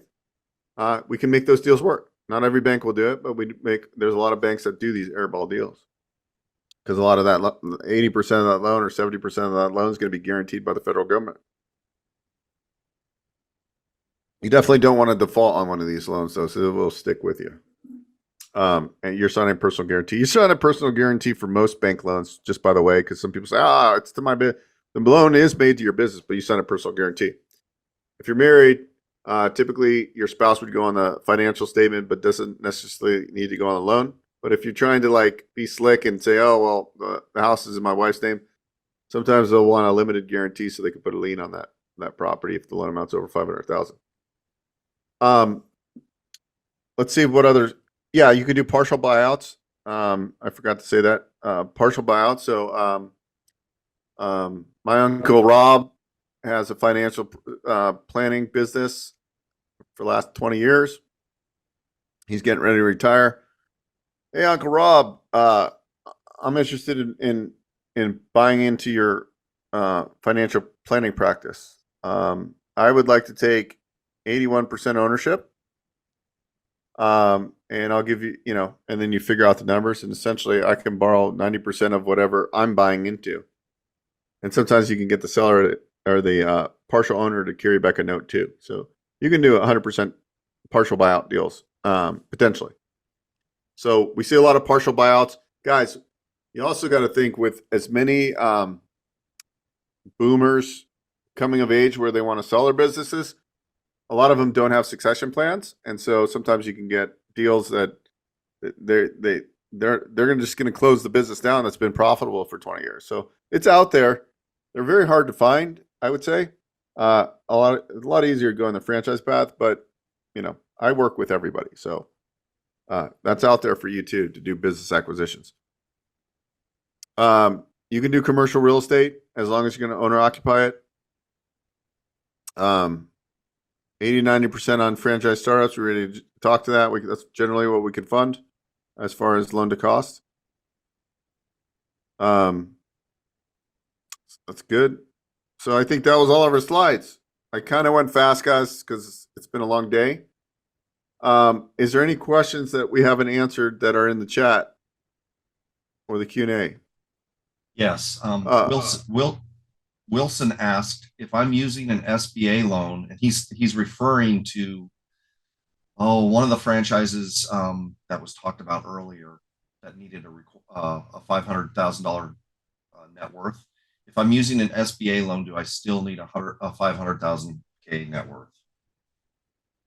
You don't need a 500. I don't know where you got $500,000 net worth. You can have. No, it was in one of the very first presentations. You don't need a $500,000 net worth. That has nothing to do with SBA. Now, if the loan amount's over $500,000, you need to sign a personal. I mean, if the loan amount's over $500,000 and you have additional collateral, they will take the collateral as in a second lien position. So if the loan amount's over $500,000 and you own a house and there's a collateral shortfall on the deal because you're not buying a real estate deal, there's a collateral shortfall, then they would need to put a second lien. If the loan amount's under $500,000, they do not. No, what he was referring to was the franchisor said you need a $500,000 net worth and some other requirements. And Wilson is asking, okay, that's fine, but if I'm using an SBA loan, do I still need the $500,000 net worth for the franchisor? I suspect the answer is yes, because the franchisor wants to know that you have the net worth. The franchisor has nothing to do with the SBA loan. Yeah. So to answer your question, Wilson, most of these, once you get, go down the rabbit hole of discovery with a franchise system, a good majority of them have certain requirements. One is they're going to do a background check because they don't want to, bring somebody in that's going to be a bad apple. Number two is some of them have credit score requirements. If you're getting SBA loan, you're most likely got decent credit anyways. But to answer your question, if you go off what they tell you, they're going to say, oh, you need a $500,000 net worth.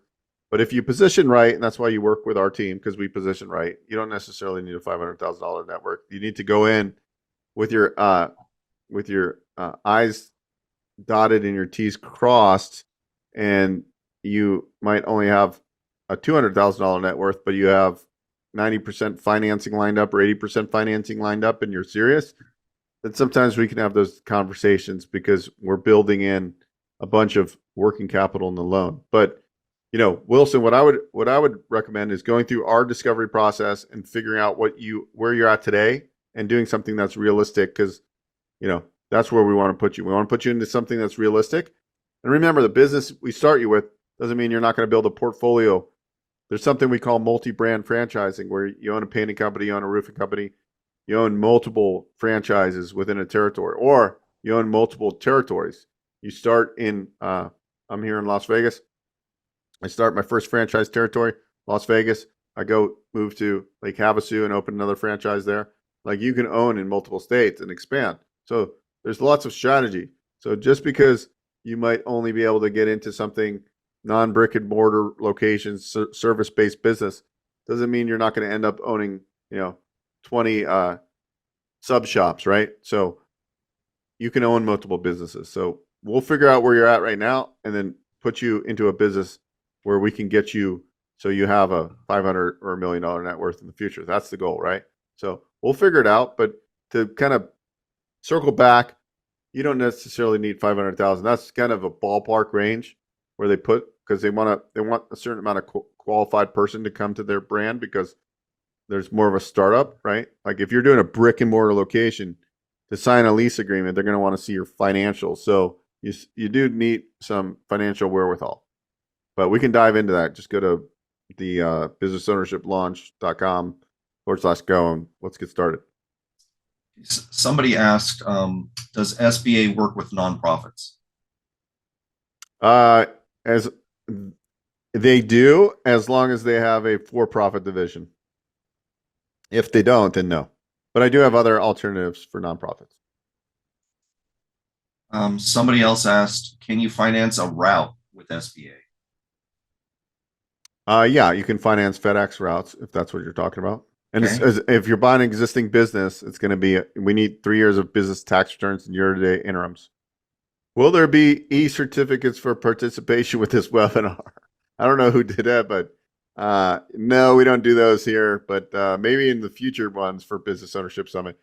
Business Ownership Summit, this is the second one. We're working out kinks, but this will become, hopefully a very large event, and hopefully we do some in-person events in the near future where we have big name speakers. I mean, when I say big, I mean like people that are going to deliver a lot of good impact, not popular people, but sometimes those people are popular and are good too. How Here's much another- capital? Oh, go ahead, Bill. Here's another one that's related to funding. Do I need experience to obtain SBA funding for purchasing a plumbing company or any service business that requires a license? Great question. As if there's key personnel staying on that have the license, then that's fine. So you don't typically necessarily need to have the license. They just need to know the plan, and that plan needs to be acceptable to the bank. So a lot of times the key personnel stays on, but as long as you have a solution, then it should be fine. Another question about SBA is I've heard you need collateral to get an SBA loan. Is that true? No, that's not true. So loans under $500,000, these franchise startups that are under 500,000, you don't need collateral. Now, can a bank ask for additional collateral? Yeah, they can. It's their prerogative, but we're going to go to banks that don't ask for collateral.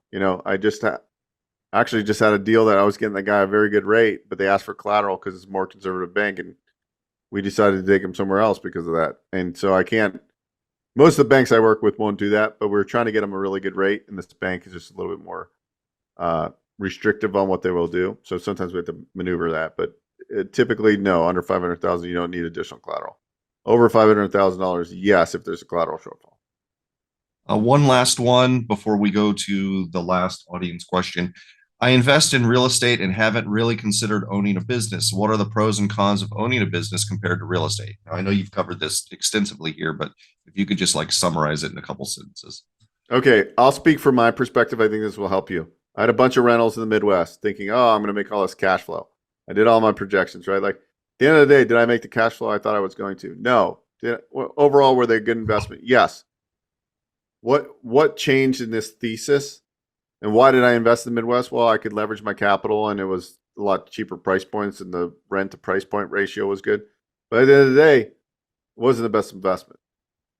Over the years, my thesis has changed and going, okay, like if my goal is to create passive income, first I need to create a money machine that's going to make money each month, and then I can invest that money into passive vehicles. So that is, I think, the ultimate structure. So if I'm making $100,000 a year W-2, and after taxes and living expense, I can barely save anything, I need to start a business and keep my W-2, ramp this other business up so it's making 100, 200, whatever. Take that money, and now I can start saving that money and putting it into things that will compound, and then invest in real estate. Right? Invest in different asset classes. I think that ultimately was my realization. So knowing what I know now, and I know this is so cliche, when I look back, the first house I bought, which was on a lease option, I set the price and I leased it for a year because I couldn't qualify. That house today is worth $1.4 million. I should have never sold it. Right? I ended up moving. That's why I sold it to my brother. But the point is like I would have a free and clear house worth $1.4 million. I've bought and sold so many houses in my life. You should keep your real estate. You should grow your portfolio, and you should have a business that funds your down payments and your growth that way. I think ultimately that's the real way. Because going back to Michael Reeder's discussion, if I think I brought it up in some Bay Area city, you need you're considered lower middle class or poor basically at $169,000 a year income.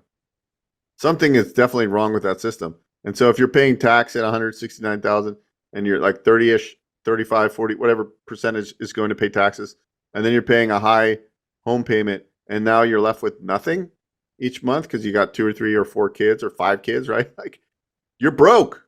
So I don't want to be broke. So that's how my thesis changed. Being 46 now, I wish my thesis would have changed like a long time ago, because I see what's out there, and like some of these business, it's not rocket science. Some of these businesses, painting and different things like that, right? Window cleaning, putting up lights on houses, like business models. There's a business model that they clean dog poop, and could be a 6-figure-ish business, right? Like it's finding a business, implementing the systems and processes, and then growing from there. That's what I think ultimately we should all look to do, if that's where you're at. Now, some of you on the call might be in a completely different financial situation. You know, I deal with some people that make $2, $3 million, $4 million, right? And they have a tax problem a year. Some of you have larger net worths, and it's really just strategy and making your money work. Well, maybe we can find a semi-absentee model that would be, you know, a good way to deploy your capital and also have some tax strategy. So we all come from different walks of life, but I would say owning an operating business to me would be the first step, because I went into real estate thinking cash flow, but at the end of the day, the cash flow is very limited. Now, granted, you can invest in higher cash flowing real estate assets like short-term rentals and mid-term rentals, but still, it's a little bit more labor intensive versus I could start a service-based business franchise, all in for 100 grand. I can close on it for 10 or 12 grand. I'll do that in a second. Then I'll build my cash flow up, and then I can buy better class real estate closer to me instead of going to the Midwest, right? When Michael Zuber talks about, you know, how he discovered Fresno when he was living in the Bay Area, and that was a great move. Now he has a bunch of doors and has tons of tons of cash flow. So like I buy into that model, one rental at a time, 2.5-hour radius. I'd much rather do that than own properties when I live in Vegas, own properties in the Midwest. I mean, if it was one large A or B type of property versus like small rental. So I would take that. I think the perfect model is own real estate and own businesses and maximize tax deductions. Hope that helps. Okay, there's one last question, and it's very specific. It's also by Wilson, so you want to talk to him later anyway, as you already suggested. But he said, how much capital do I need to start a painting company for a franchise?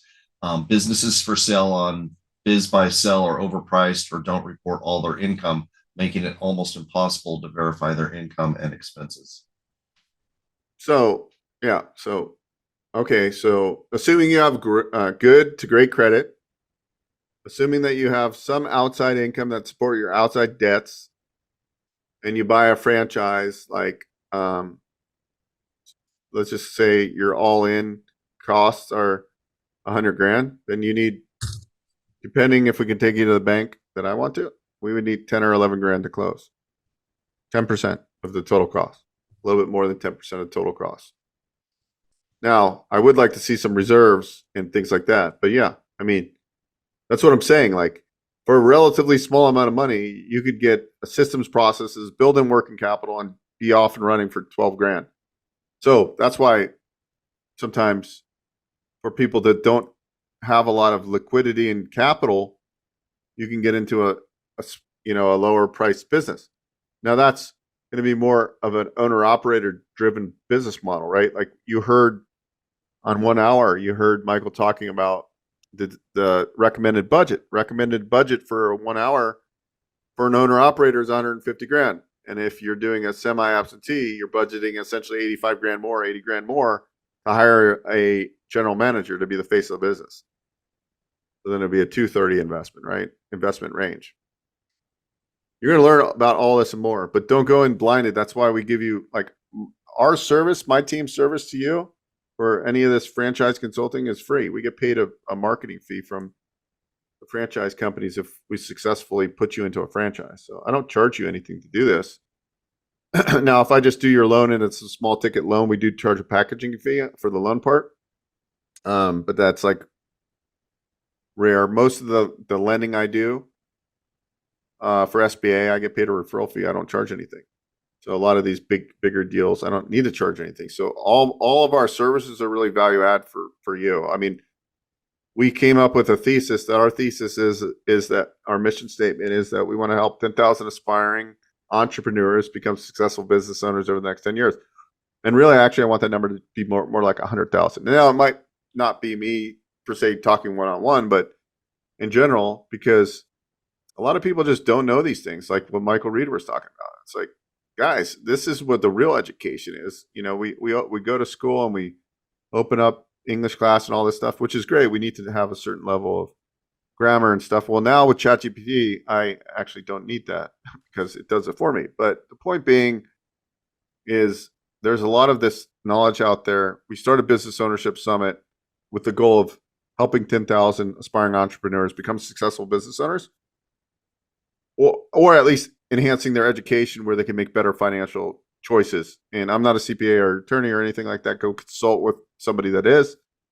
But that's really the premise of why we do these events, and just getting out there and learning how to do this stuff. I've helped lots and lots of people over the years. You know, when I started back in the residential business, then I got into the investor lending business and help, you know, people buy multifamily, short-term rentals, DSCR loans, all that stuff, right? Like getting in when I was a house flipper and I needed to learn how to leverage, you know, and in 2007, the market collapsed.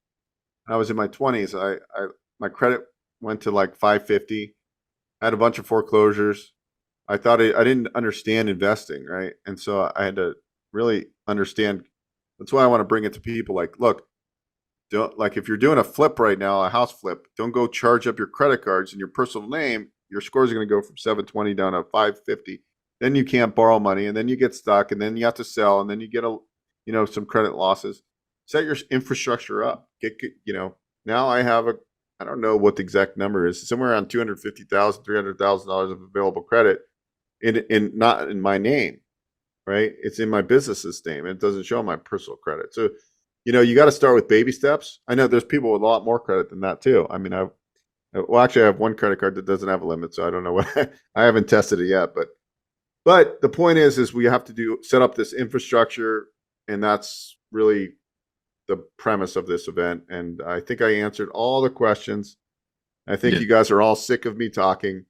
You know where to go if you're interested. And if you're not interested at the moment, but you're interested in just buying a business and getting SBA financing, all I would ask for you to do is go through my YouTube videos, my SBA playlist, because I answer a lot of these questions. And know that if you're doing a business acquisition, the first thing to do is to get 3 years of the seller's business tax returns and year-to-date interims, because that's how we underwrite for SBA loans. And that, with the financial statement, Form 413 with you, and a summary of the deal, usually is what I need initially to evaluate the deal and give you some feedback.